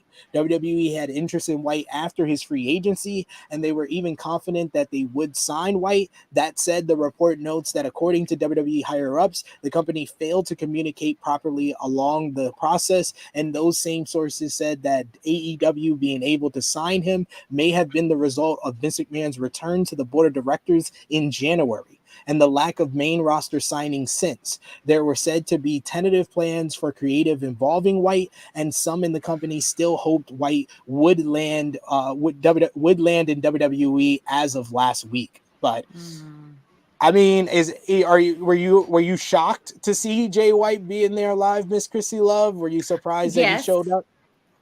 I was very shocked to see him because again, no one really knew. Well, once you didn't see him Monday, I'm like, okay, maybe he's not in talks with them, which I was actually very happy to be, excited about, because I don't think that WWE is the right place for him. I mean, maybe he might want to try it eventually, just not right now. You know what I'm saying? Like, everyone needs to try, at least say, I was at this promotion, I was at that promotion, I did this here. Like, I guess that's the pinnacle. And I tried it. WWE's that one. But when you're looking at your career and what you're doing and you love wrestling, then that's not what you need to be doing right now. Josh, what about you? After you didn't see him on Monday, did you think he was heading to AEW? Not because of Monday Night Raw, but once I saw the report that they said that a lot of people felt now that he was not showing up in the reports, that's when I felt like he was coming to AEW. I just didn't think it would be this soon. I didn't think it would be like Wednesday, like it happened in the way that it did. But I honestly thought he was going to WWE, because kind of the reports that you're hearing, you kind of heard more like WWE being more involved with it. Like, they're making a big push. They're trying to sign him, and they feel confident they're gonna sign him. When it comes in regards to AEW, you didn't hear as much. Maybe that's what benefit them more at AEW, because they weren't on the news outlet as much. So maybe that's what benefit them as well. But to find out what actually happened, it was kind of the opposite. Like, oh yeah, they had strong interest and they were confident they were going to sign them. But then you find out, like, basically people from the higher ups kind of dropped the ball on that. They kind of stood away from that. They kind of just didn't. I don't know. It's because they didn't care. I think there was too much going on that they just stumbled. I think that's what happened. They fumbled this moment that they probably would have taken their time to negotiate, or whatever the case may be. They probably would have landed Jay White. I think that's what happened. They just fumbled. They was too busy focusing on. Yeah, Vince was too busy trying to focus on getting his power back instead of getting the big players. Yeah, I think that's part of it, but I think also too, I think Jay White, once he saw Vince was like coming back, I think there's probably a part of him that was like, okay, I'm probably gonna head to the place that I know more about and I've worked with, so absolutely more comfortable with, yeah. So I think that's what ended up happening. I think it's a good move for them. Him. It's just a matter, like, both sides. It's just a matter of how they're gonna use them. Right. And also, like, when you sign with AEW, of course you're going to get more opportunities. And also, this also gives them an opportunity to still work with New Japan correct. Yes, he's going to go back and forth. So, yes. I don't think he's going to go back and forth, because they wouldn't have done those. Not back and forth. Yeah. Not back and forth. But also like just to get the chance to like, do some matches. It don't have to be in Japan, but you can still fight the people that works with New Japan, basically. Yeah, in AEW. And so I think it works out. I think it works out on both sides. It's so surprising. I'm like, damn, they really dropped the ball like on this because of that, because they stood away. Hey, we got interest in, and who's gonna go talk to him? That's basically what happened. Nobody talked to him. Nobody exactly. We got Paul, a super. Paul. I want to blame Paul for this one though. I mean, he is the VP of talent relations. Yes. Yeah. Maybe you're doing too much. Right. Maybe you're doing too much. Correct. And also, when he did have this title before, when he was signing people, he wasn't holding back on signing these people. And even on NXT, he didn't hold back on signing people. So I mean, he has more power now, and he didn't make this move. So it's definitely, I still put it on Triple H. I still gotta put it on him because that's still his title. He's still responsible for that. But then also he had months. He had a big time frame to sign him, and he didn't. So he didn't do it. Yeah, he dropped the ball again. He definitely dropped the ball on that one. Sorry. We got Easy Attack Professor Chris, who with the super chat donation. Thank you once again. He says Drew McIntyre will debut for AEW in London. We'll talk about Drew McIntyre and his whole situation after we talk. Yeah, I just saw that news too. Yeah. We got there's more news? Yes, there is. Frantic World saying Jay White has been saying on Twitter, Bullet Club Black and Gold. What does that mean, SP3? Black and gold are the colors of AEW. So he's bringing the Bullet Club to AEW. He's still claiming himself to be the leader, basically. That's how it works. Listen.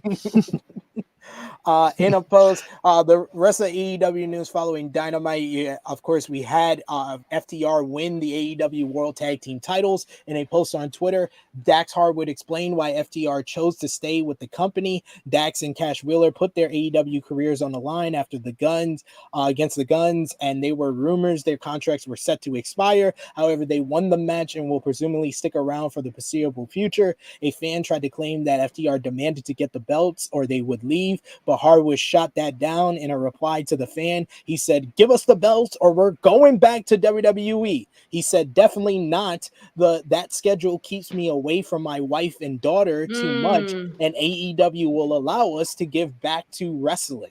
So, I mean, schedule-wise, people said I was calling people out at the beginning of the show. I'm gonna call out Annika Wilson. Annika Wilson, damn, Annika. Where you at? Because I told you months ago. I said they were staying. Leave my girl alone. Don't do that to Annika. Don't do that. Stop it. We're not gonna do this slander right now, friend. You've been real quiet. Friend, listen. Stop it. I realistically I did not see FTR leaving. I really didn't see them going back to WWE, especially of how their run ended.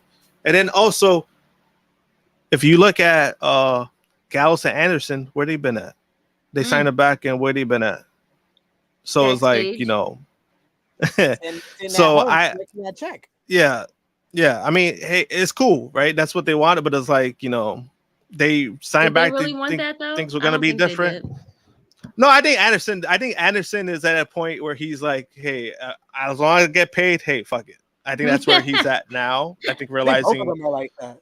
I think that, and it's cool. I mean, it's cool.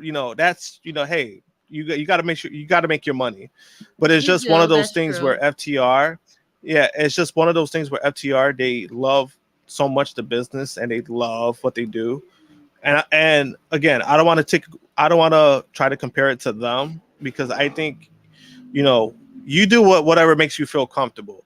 And I think FTR, this is what they feel comfortable with. They love the schedule. They love being with their families. This gives them an easier way to not only be with, give them an easier schedule, but they're one of the tag teams in the world that they can still perform. So it's not like, so I think it's great on both sides on their end. So hey, I'm happy they're staying. Some scoop to tell you. like once the camera stopped rolling, you know, they gave like FTR the mic, and it was like they really love Tony Khan, and they're very happy to be a part of this company, and there's no other place that they want to be. Tony Khan is the best. They just love AEW and all of that it gives to them. So yeah, I don't think they were ever going to go back to the other company, because it works out financially and for their family, the travel time. And then they can also go to the other shows too.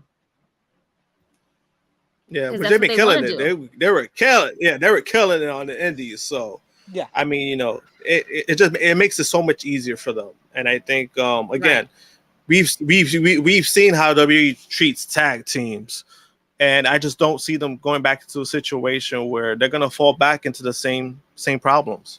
Yes.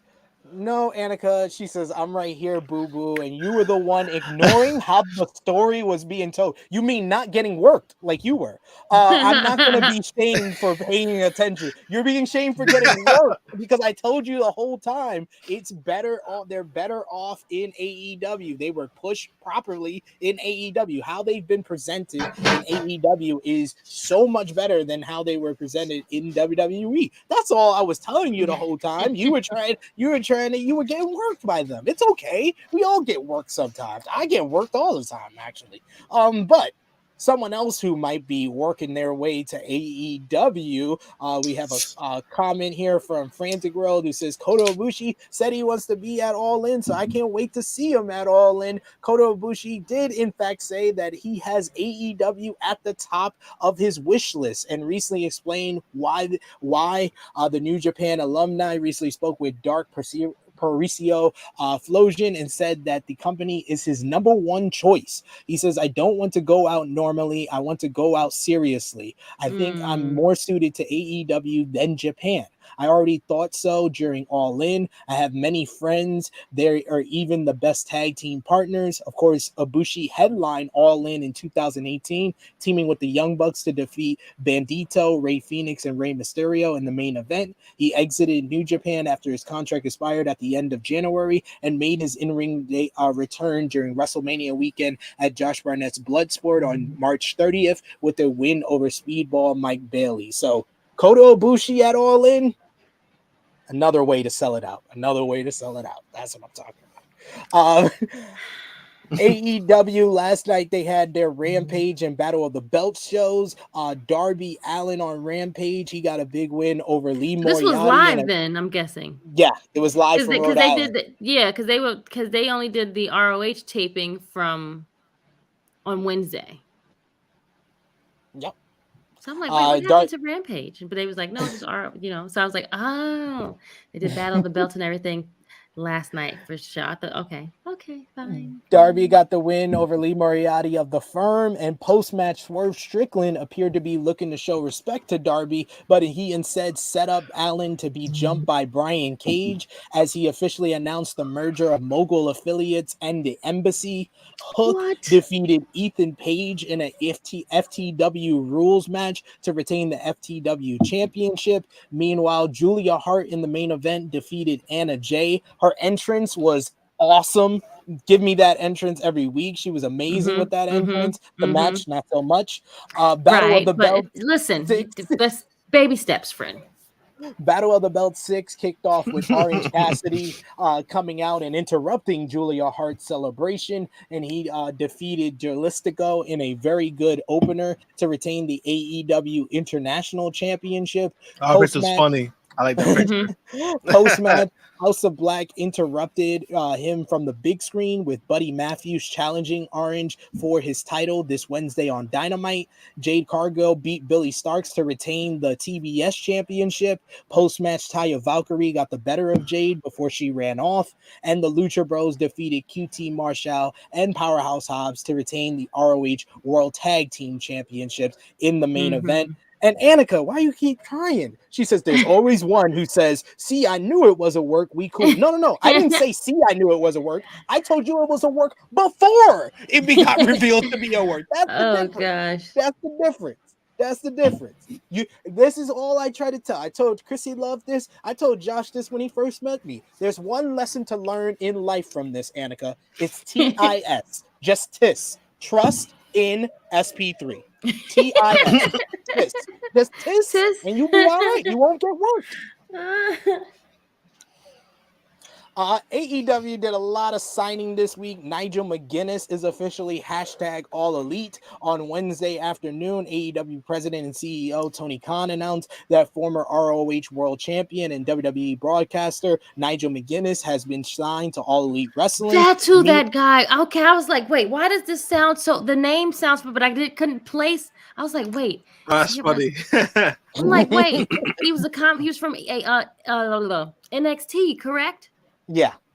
Yep. There we go. I'm like, PW Insider also announced that they made a move behind the scenes as a major behind the scenes hire happened by bringing in former WWE Vice President of Communications Adam Hopkins. As previously reported, Hopkins recently departed from WWE earlier this year. He had been working with the company since 1997. Hopkins' current role and title with AEW are unknown at the moment, but it would seem to make sense that he will be working on the PR side of the company. According to the report, Hopkins began working with AEW last Wednesday during the Dynamite TV tapings in St. Louis, and he's already going on the road with the company. After first joining WWE in the company's fan services department, he later became WWE Manager of Media Relations and Director of Communications and Senior Manager of Public Relations and Corporate Communications. AEW also added another member to the women's roster in Sky Blue. On Friday, Tony Khan announced that Blue, who made her debut with AEW in April of 2021, has signed with the company. And then on the other end of the spectrum, somebody that might be re-signing very soon is Brian Cage. Fightful Select had an update on Cage's contract status. According to the report, the wrestler and co-holder of the ROH six-man tag team titles with the Embassy is currently working without a contract, and he's technically a free agent. According to the report, Cage's latest contract agreement with AEW and ROH expired at midnight following ROH Supercard of Honor 2023. At the event, Cage and his Embassy stablemates defeated the team of AR Fox, Blake Christian, and Matt Talik to defend the titles, and Cage's contract was reportedly set to expire before that, but he is said to have agreed to work through the pay-per-view. In terms of what's next for Cage, there is a long-term contract on the table for him with AEW, and attempts were made to sign him to a short-term extension to potentially discuss a new long-term contract. And when speaking at the event, Tony Khan stated that to Fightful that he would like Brian Cage to remain in AEW for a long time. And it was also noted that both sides have reportedly had productive conversations and talks are still ongoing. And there is also reportedly attempts to extend Cage's deal due to his time off due to injury and when he was on the shelf when he was initially signed. However, Cage is said to have rejected those plans. And someone who says their contract is about to expire would be Andrade El Idolo at the WWE Hall of Fame. He's definitely going back to WWE. He recently gave an update on his AEW contract where he said, first of all, I still work for AEW. I want to clarify that because I am still with AEW. My contract will expire very soon, but I still belong to AEW. I tore my chest, so I am still in recovery. I had an operation in November, about 4 months off, but I am close to being back and to feel at 100%. And even if his contract is about to expire, I believe AEW has the right to extend it due to this injury time. So I don't know. Yeah, they do. Yeah. So you think he's leaving though whenever his contract expires? I think I agree with you, Krrsi Love. I think you're absolutely right. He was not happy where he was at, even though he was on TV and doing things. I guess maybe the injury just didn't work out in his favor or whatever. I don't know. But I definitely think that he wants to be where his wife is at and go back over to where he was, and then probably have feuds with with the LWO and other He'll probably be a member of the LWO. No, he might be the leader. That. True. No, Ray's the leader. That ain't no one taking that from Ray. Supposedly. Why are you hating on Ray for? Come on. Just we know Del Fantasmo is the one. Come on, friend. No, he ain't. He been losing. He been taking L's all the time. Speaking of which, WWE Smackdown. Yeah, he's been losing a lot. Yeah, he's been losing a lot. He has been losing a lot, yes. WWE Smackdown last night, the show featured Triple H announcing that the WWE Draft is returning in a few weeks' time, and every WWE superstar will be eligible. The Brawling Brutes defeated Imperium in a very fun opener, with Sheamus getting the win. You also had the Judgment Days, Dominic Mysterio and Damian Priest beat LWO, Santos Escobar, and Rey Mysterio in a good tag team bout. They announced that Shinsuke Nakamura will return next week. And we had more of the bloodline drama as Sami Zayn attempted to talk some sense to Jey Uso, which distracted him long enough for Solo Sikoa to take out Kevin Owens. This led into Solo helping Jey defeat Sami in a good main event. Post-match, Jey stopped Sikoa from delivering the Samoan spike to Zayn, but he showed his true colors by super kicking Sami and told Solo to get a chair. However, Matt Riddle made the save for Sami Zayn to end the show. So I got to ask you, Josh, from this whole angle with the bloodline, does it feel like that WWE is warming up some leftovers and trying to make it hot again? Because I got that feeling. Like, we already told this story. You're just reheating it, trying to reheat it again. Yeah, that's what it kind of felt like. That it kind of felt like something you microwaved, took it out, eat a little bit, and then put it back in the fridge. Put it back in the fridge for microwave. Tomorrow. Just to microwave it again. You went out to dinner. That's how it kind of felt. You had your prefix menu. You had some leftovers, and now we're gonna take it to lunch for work. Yeah, that's how it felt like. Yeah, it was just like because honestly, when Riddle came out, I was like, this is random, and then they had to explain like, when he was taken out by the bloodline, I was like, oh, all right, that's when that happened. All right, cool. So he has a vendetta against the bloodline too. Now we have another person that wants to right a wrong and like, oh, you beat me up and you put me out and blah blah blah. Come on. My main thing was when Sami kept saying that, oh yeah, we won the tag team titles. We wanted to see the bloodline crumble. I was like, the bloodline's not crumbling. Roman still has the titles. Wasn't that Sami? That was no matter. That was Kevin. Yeah, no matter what. No, it was Sami. Sami kept saying that to Jey Uso, and he said that to Kevin Owens. Okay, yeah, as long as Roman has the titles, nothing else really matters. Yeah, that's the whole point. Yeah, so it's like as long as he has those two titles, they're even if the Usos were to leave, I mean, he still has Solo. It's still pretty strong, so it really doesn't matter. Like that's not how that works. Sammy. Right. That's true. You're absolutely right. News coming out of SmackDown, there was no WWE Draft last year, and a new report has details on what talent were told. Fightful Select reports that talent were told that the draft, which had been rumored for late last year to reset the rosters for the new regime, was being moved to an undetermined point in 2023. Of course, Triple H announced on the show that the draft will be in a few weeks' time, and Scoopter's account Worked Wrestling said the May 8th edition of SmackDown from Jacksonville, Florida is the planned date for the upcoming draft. So we're going to see some big moves shifting. What would you think is like the biggest move that will be done in the draft, Krrsi? I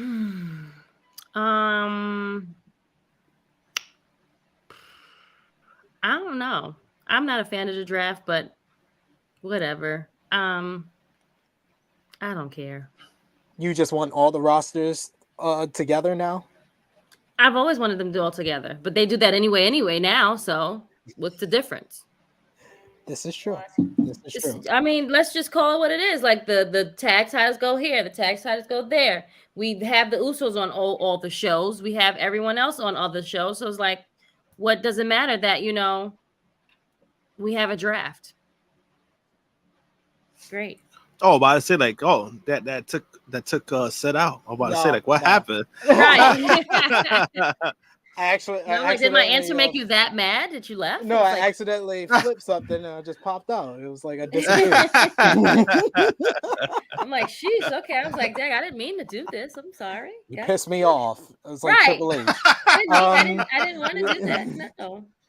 There's been a fair amount of speculation on whether Vince McMahon was going to be in charge of last night's WWE Smackdown, and Fightful's Sean Rossap reports that McMahon was not at Smackdown. A report from Fightful earlier on the day said that higher-ups in the company believed that the show would be back to the type of show that was seen when Triple H took over creative following McMahon's exit of the company in July. According to PW Insider Elite, he was not in Portland for the show, but he did review the creative plans for the program remotely. McMahon made minor changes to the original script, but no major changes were made, and ultimately this led to an improvement in the morale among WWE roster. However, there was a wait-and-see attitude backstage. The hope among talent is that Vince McMahon was only so influential on Monday's show because he was in Los Angeles.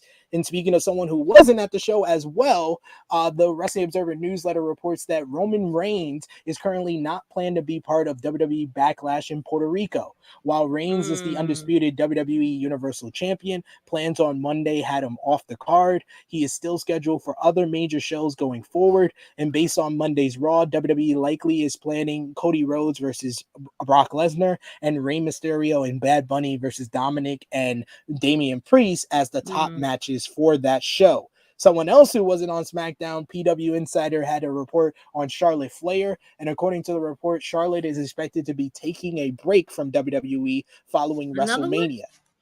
Another one, yes. Plans for the SmackDown Women's title, with Ripley winning the title, were reportedly put in place before Charlotte Flair informed WWE she would be taking some time off. Charlotte was not at Friday's edition of SmackDown, and she has reportedly told others backstage that she would be traveling with her husband, Andrade El Idolo. PW Insider's report also notes that the decision for Charlotte to take a hiatus was a decision she made and not a WWE creative decision, and she previously took a hiatus last year after losing the SmackDown Women's Championship. I think she's getting closer and closer to calling it a day. I don't know about you. I mean, like once she has a baby, it's over. Once she have that baby, it's a wrap. And not saying that it's starting to feel that way. Yeah, it's starting to feel that she's closer to retirement, which is fine. I mean, usually women wrestlers, their careers are pretty short compared to the men. So it wouldn't. We're considered ancient when it's time to have children. It's just the clock is ticking, and they're not getting any younger. So at least she gotta at least have pop out one. If she can, if not, they have money, they can buy the finest of people to do these things for them. But then also, Charlotte's at a point in her career where it's like, what else does she need to do? What does she need? Right. At this she point? can be doing movies. She can be doing beauty. Past Rick. Past Rick. That's about it. That's the only thing left at this point. That's true. Yeah. So it's like she doesn't really need to do anything. She's basically done it all in WWE. I think she's just at a point in her career too that she could afford this. She could afford taking time off. Yes, she can. So I think it's good for her. So I mean, it is what it is. But I do agree with Sid that I think she's close to the finish line of her career. And then in some big news, Drew McIntyre was also not on SmackDown last night, and Dave Meltzer of Figure 4 Online reported that McIntyre would be off the show due to a health issue. It was not yet clear what the issue was or when McIntyre will return. It was initially reported by PW Insider yesterday that Drew McIntyre's WWE contract is expected to be ending within the next year, and neither side has agreed to a new deal yet. While the deal will not be expiring imminently, it is in its final year, and the two sides have yet to come to terms on a new contract. Additionally, the report notes that both WWE and McIntyre are not close in regards to a new contract, and Fightful Select had a report saying that the deal is expected to be up within the next 9 months. McIntyre reportedly made it clear that he is going to wait until closer to the expiration date to sign anything, as there are multiple factors for him to consider. There are reportedly many contracts in WWE that are likely expiring by the end of the year and in 2024, and when AEW emerged in 2019, WWE reportedly signed and locked up multiple talents to 5-year deals around that time. Fightful also notes that before Vince McMahon stepped down for WWE last July, the promotion was planning to wait until closer to the contract expiration date to talk about renewal deals. However, it's unknown if that strategy remains under Triple H. Fightful says that WWE is eager to keep Drew McIntyre and they hope to engage in contract negotiations with him later this year. However, Wade Keller has reported a sense of dissatisfaction within what he's getting money and creative rise right now. Keller said on PW Torch VIP, he said, and I quote, "We alluded to this, that there's been talk that he is unhappy with his current situation in WWE. And I'm hearing it's kind of a mix of creative and money. What kind of offer he's getting When for I said a renewal?" money, what I said. It sounds like WWE is taking seriously the possibility that he is going to let his deal run out rather than agree to something that he believes is less than he deserves or less than what he thinks he has coming. I mean, we're in the market where the only places really WWE has competition from AEW is really in the free agency market. And the smart money for Drew McIntyre is to not do what Kevin Owens and Sami Zayn take and the AJ money, Styles did, did, who would just take the money without hearing what AEW had to offer, or maybe they had their ear, they had friends in the AEW that let them know what was going on. For Drew, I think it's best for him to run out his deal and hear from both sides, kind of what Adam Cole and Bryan Danielson and what Cody Rhodes all did. That's true. That makes a good point. I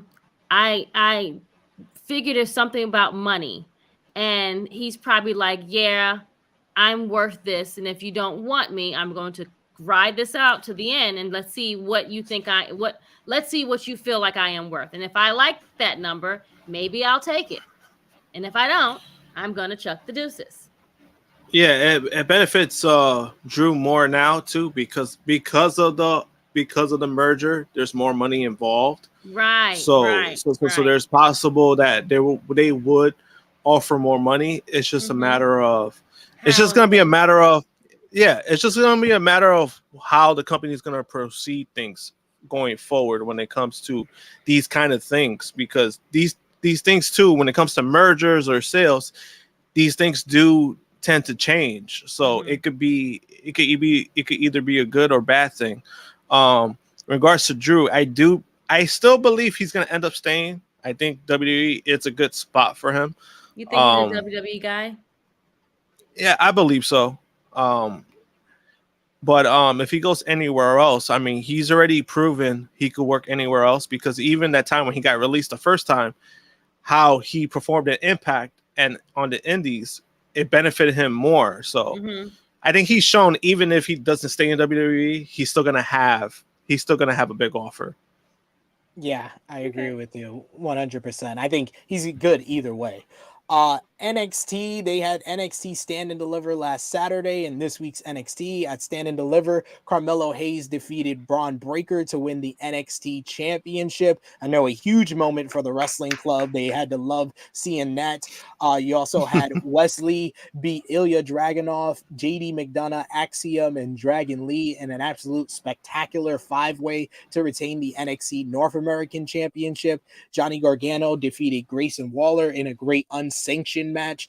Isla Dawn and Alba Fire, the Dawn of Fire, beat Fallon Henley and Kiana James to win the NXT Women's Tag Team Championships. Joe Coffey made his return to help Gallus defeat Creed Brothers and the family of Tony D'Angelo and Stax to retain the NXT Tag Team titles. You had Indy Hartwell defeat Roxanne Perez, Gigi Dolan, Zoe Stark, Tiffany Stratton, and Lyra Valkyria in a ladder match to win the NXT Women's Championship, thanks to Dexter Lumis. And we had the reunion of the way afterwards, after Johnny won. NXT this week did 555,000 viewers. The show featured Dragon Lee making his in-ring TV debut in a great match against Nathan Frazier. You also had Indy Hartwell make her first defense of the NXT Women's Championship, beating Zoe Stark. Post-match, Tiffany Stratton made her claim to get a shot at the title, but this allowed the returning Cora. Cora Jade to attack Hartwell from behind. Wes Lee defeated Meh. Axiom in a really good match to retain the NXT North American Championship. And in the big story of the show, Braun Breaker turned heel by attacking the new NXT champion Carmelo Hayes along with Trick Williams to end the show. heel now. I think this is what Braun Breaker needed even more than a call-up. It was to turn heel. He needed to turn heel at this point. Yeah, because Braun Breaker was falling into that pattern of, all right, we're getting kind of tired of this baby face kind of run. So it was good for him. It was good for him. Yeah, it was good for him at least. Let's see how, like you said, how it goes. Melo, I'm happy for Carmelo Hayes. I always saw something special in him when he was Chris's Casanova. I always felt like the in-ring stuff was great. It was there. He just needed to work on his talking, in which he's gotten better at. And now you're kind of seeing that. You're kind of seeing things that he did on the indies, and you're kind of seeing things that he's cleaning up, and it's working out for him so far. It is. I'm very happy for Carmelo to get the win. And Stand and Deliver was a great show. I think it gets overshadowed by how great WrestleMania Night 1 was. But if it was on the same day as WrestleMania Night 2, I think we would be even hearing even greater things about Stand and Deliver. And it was because it was so early. It was so earlier during the day of the whole event. That's what, why we don't speak more about it. But yeah, I agree. I think Stand and Deliver was amazing.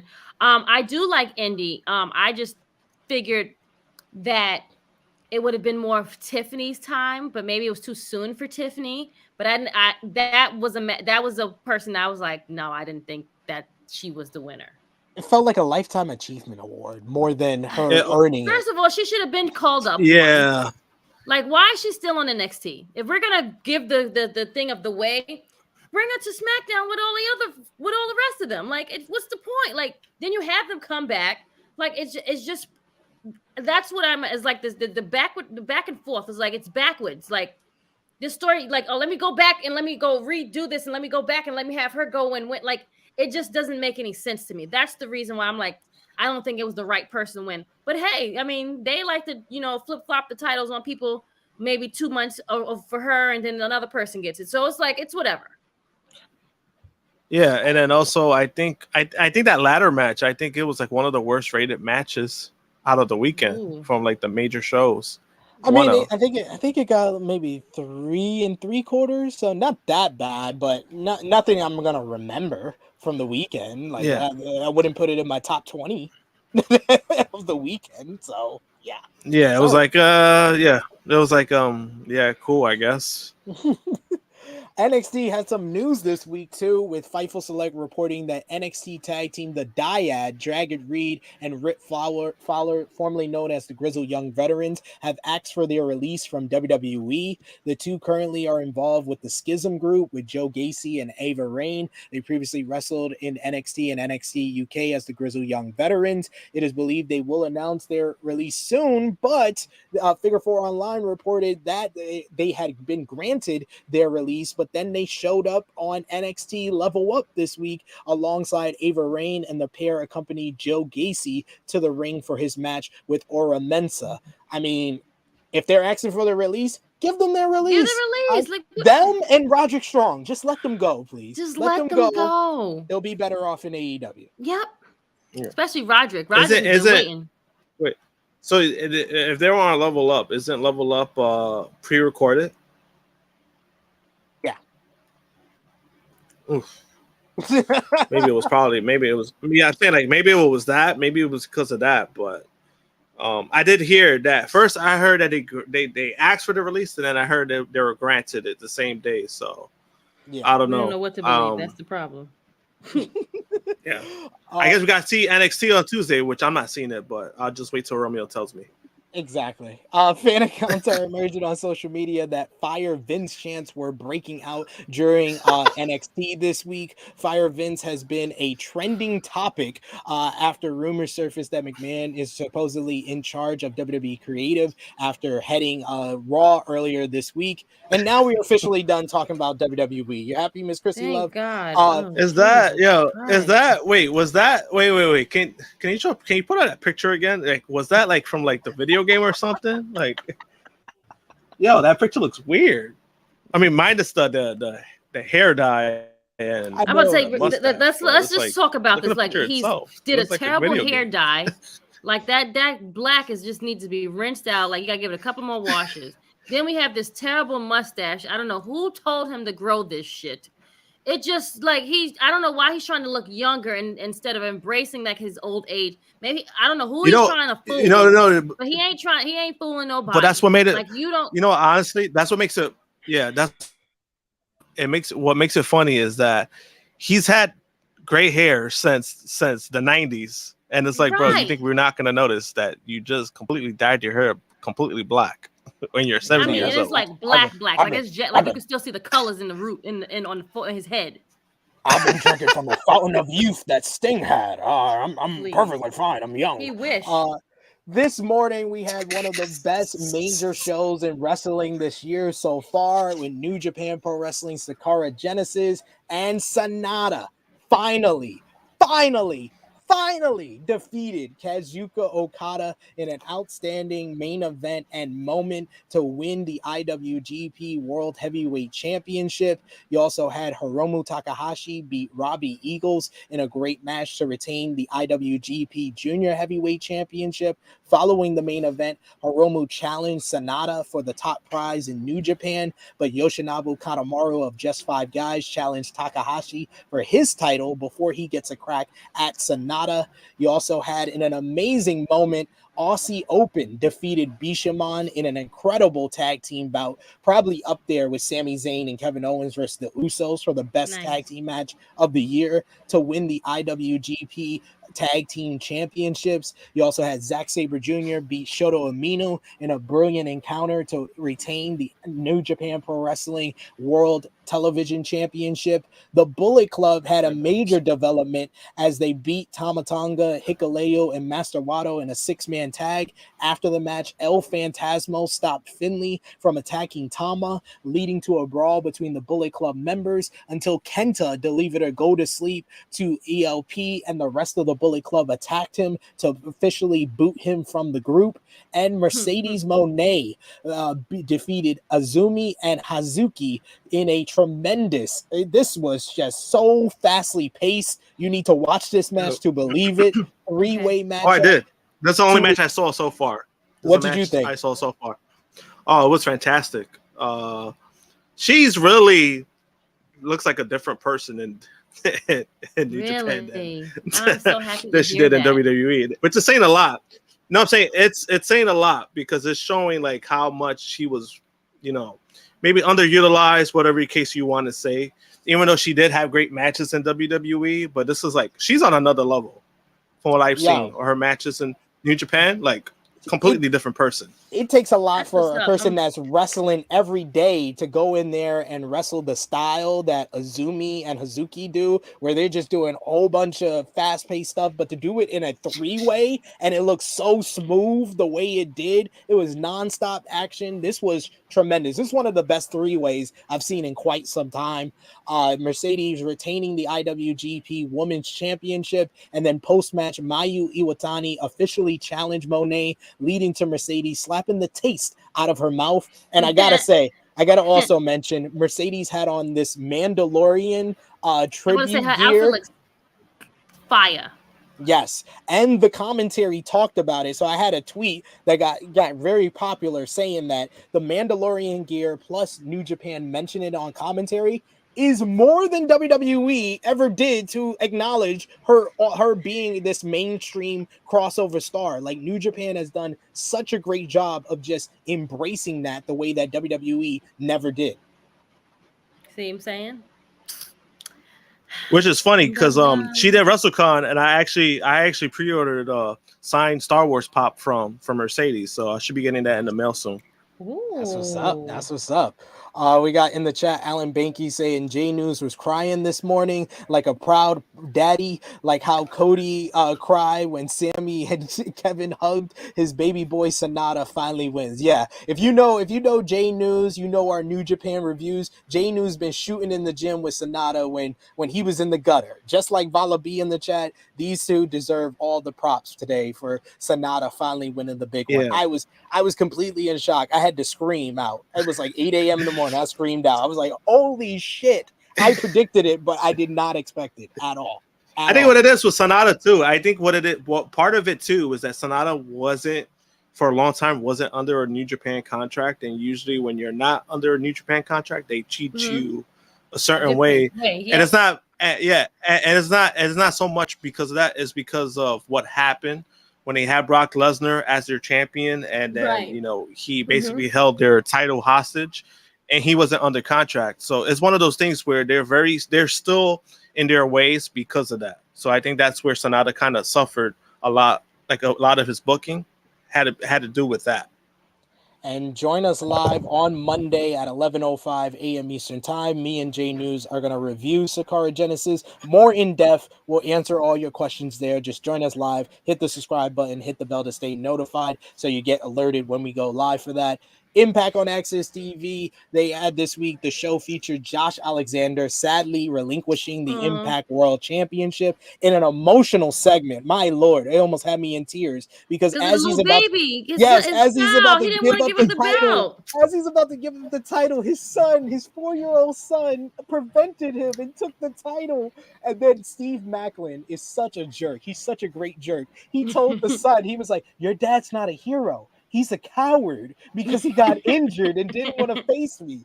Oh, man, this was a great segment. Kushida took out Steve Macklin ahead of their battle at Rebellion. We also had Speedball, Mike Bailey, and Jonathan Gresham 3 got interrupted by Trey Miguel to set up Trey versus Speedball versus Gresham in a 3-way elimination match at Rebellion. Eddie Edwards beat PCO thanks to Alicia Edwards turning heel to help her husband get the win. And the Motor City Machine Guns defeated TMDK. Post-match, Sabin and Chelly challenge Ace Austin and Chris Bay to an Ultimate X match at Impact World for the Impact World Tag Team titles at Rebellion. We're going to preview that show next week right here on Tru Heel Heat.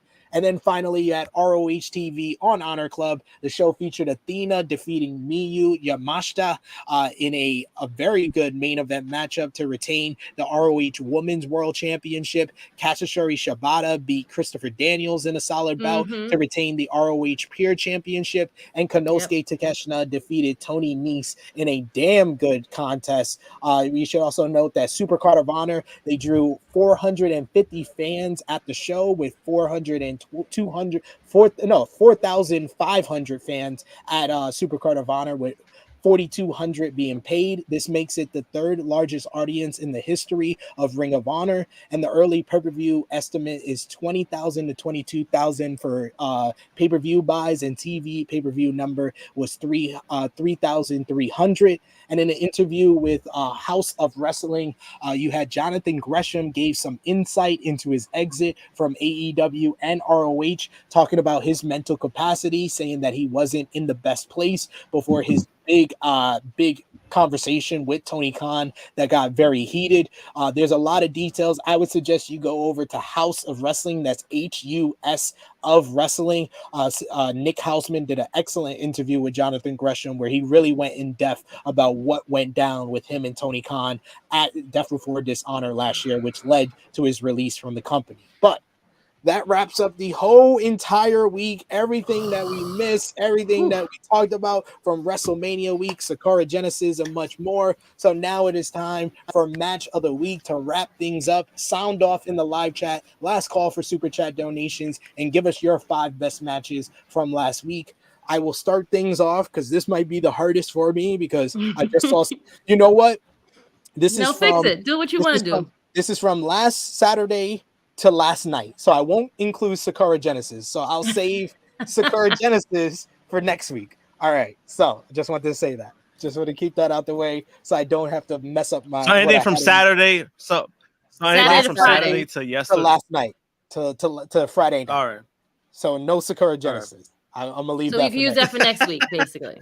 Yeah, that was gonna mess up my whole list because I want to put all 5 matches that I saw from Sakura Genesis because they were all great. But I'm gonna go number 5 from this week. I gotta put Riho and Jamie Hayter from Dynamite.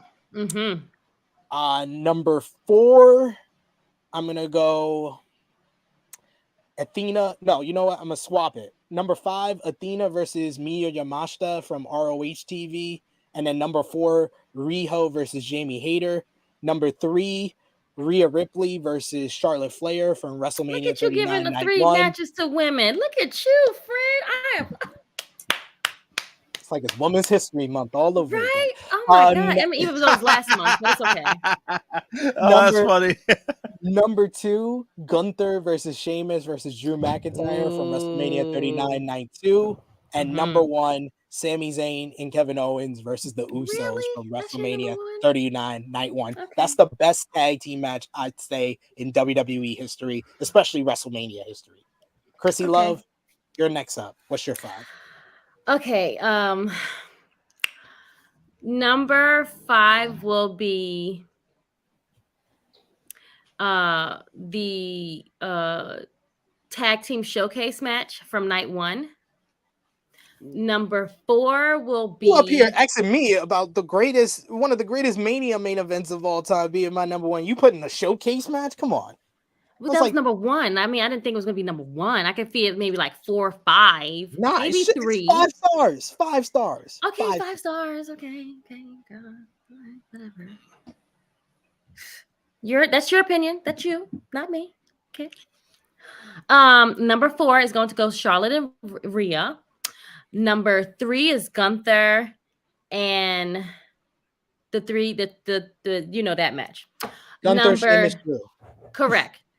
2 is Jamie Hayter and Rio.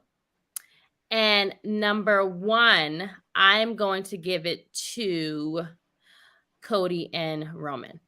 Wow. You really are a Roman fan. I love it. I respect it. Listen, till the wheels fall off, friends. It's okay. Remember, Negro Buck, I said from last Saturday to last night. So Commander and Vikingo. I mean, yesterday. No, Commander and Vikingo was from last Friday. That was from last Friday. Josh, who you got? 5, I'll go with Sammy versus Commander. Even though Commander was the one that did most of the work in that match.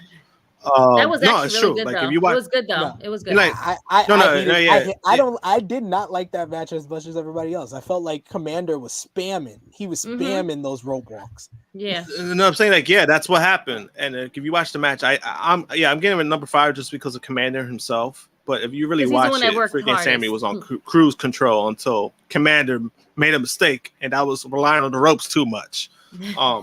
But I give that number 5. Number 4, I give it to Hayter and Rio. I thought they worked really, really great together. One of the best matches 3, I'm gonna go in a while. Yeah, from Dynamite. 3, so 3, I'll give it to Rhea versus Charlotte. That's a really great match. 2, Cody versus Roman. Match was great. It was just the ending that was flat. And 1, I'll give it to Sammy versus. No, I mean, I didn't. The end result was fine. It was just the way it finished, like just a little technical aspect. That's just about it. But it was a great match. Yeah. But it was a great match. I thought it was a really great match. Besides that, and number 1, I do agree with Sid. I think it was Sammy and KO versus the Usos. It was just best tag team match in WrestleMania history. And the end result was worth happy endings. Was worth the build up. Happy endings. That's why I should have known the ending of night 2. You can't have both of them all lose. Can't have all the happy endings. That's not the WWE way, y'all. Trolls. But that brings us to a close on another edition of Tru Heel Heat. I want to thank Miss Krrsi Love and Josh for joining me. I know this was a long one. We had a lot to discuss from this past week with all the crazy news, with all the big shows. So I appreciate the both of you. Josh, I think, is frozen. Is he frozen? Does he look definitely frozen? Okay, he's frozen. So, Krrsi Love, we'll start with you. Let the people know where they can follow you on social media, what you got going on, sis. I am one of these chaperones of the wrestling club. You can find me on IG, Twitter, and on Facebook. It's Krrsi Love _1. Twitter is Tru Heel Krrsi Love. You can DM me. I do roundtables and I do watch-alongs. Last week's watch-along was so fun. I'm sad I missed night 1. But yes, that's it. IG, Twitter, Facebook, DM me, say hello. I come on people's shows, so hit me up whenever you're ready. And yeah, that's it. Big star Krrsi. Josh, let the people know where they can follow you, good sir. And thank you for joining us today. We definitely appreciate it, brother. Yeah, I mean, yeah, I was finally off on the Saturday. I mean, because I do other stuff on Saturday, so I was like, finally got some time. But you can follow me at JamPunk321, Twitter and Instagram, mostly Instagram. Every Monday is Radio Raw Superstars. Every Wednesday, Elite Heat. So I'll be on this coming week for both shows. Yes, and you are always one of the best on there, being honest, being too honest sometimes, but still being honest. We love you. And you can follow me on the Twitter machine at Tru Heel SP3. Follow the gang, Facebook, Twitter, Instagram at Tru Heel Heat. Patreon.com/Tru Heel Heat. $3 a month, more exclusive content, my Raw Report, Supercard of Honor, and you can contribute to the list that is dropping tomorrow right here on the Tru Heel Heat YouTube channel for our top 20 WrestleMania 39 week matches. That's going to be dropping right here on the Tru Heel Heat 20? YouTube channel tomorrow. So hit the subscribe button, hit the bell to stay notified for when we drop that tomorrow, and go to patreon.com/Tru Heel Heat. For just $3 a month, you could be a part and be a contributor for that list by commenting on the post and be a part of that. So looking for more feedback, so join us for that. You could also see our Sakura Genesis preview to see my accurate prediction that Sonata was finally gonna get it done with me and Jay News and Caden, and we'll be back on Monday at 11:05 a.m. Eastern time with our review of the show. I want to thank everyone in the chat. You guys were amazing all this time joining us and following along. We got Dolores, who says her top 5 was IC title 3-way, Charlotte versus Rhea, KO Sammy versus Usos, Vikingo versus Mike Bailey, Speedball versus Gresham. We also got in the chat here, oh yes, happy Easter. Thank you, Safet, for that reminder. Happy Easter to everyone. Happy Easter. It was Romeo's birthday this past week. Yes, and your birthday's coming up, so this is a good time to be a subscriber for Tru Heel Heat. We're making our way to 6,000 subscribers. Season, so join us, hit the subscribe button, hit the bell to stay notified for all the great content here. For Josh, for Miss Krrsi Love, for our producer in the back, Baby Seth, for all of you, thank you so much. If you're watching us on demand, remember to drop the thumbs up, share it with your friends, subscribe if you are new to the Tru Heel Heat YouTube channel. It is me, your Tru Heel Phenom, SP3. This has been Tru Heel Heat 220, Endeavor to Sell the American Nightmare. We are signing off until next time. Laters.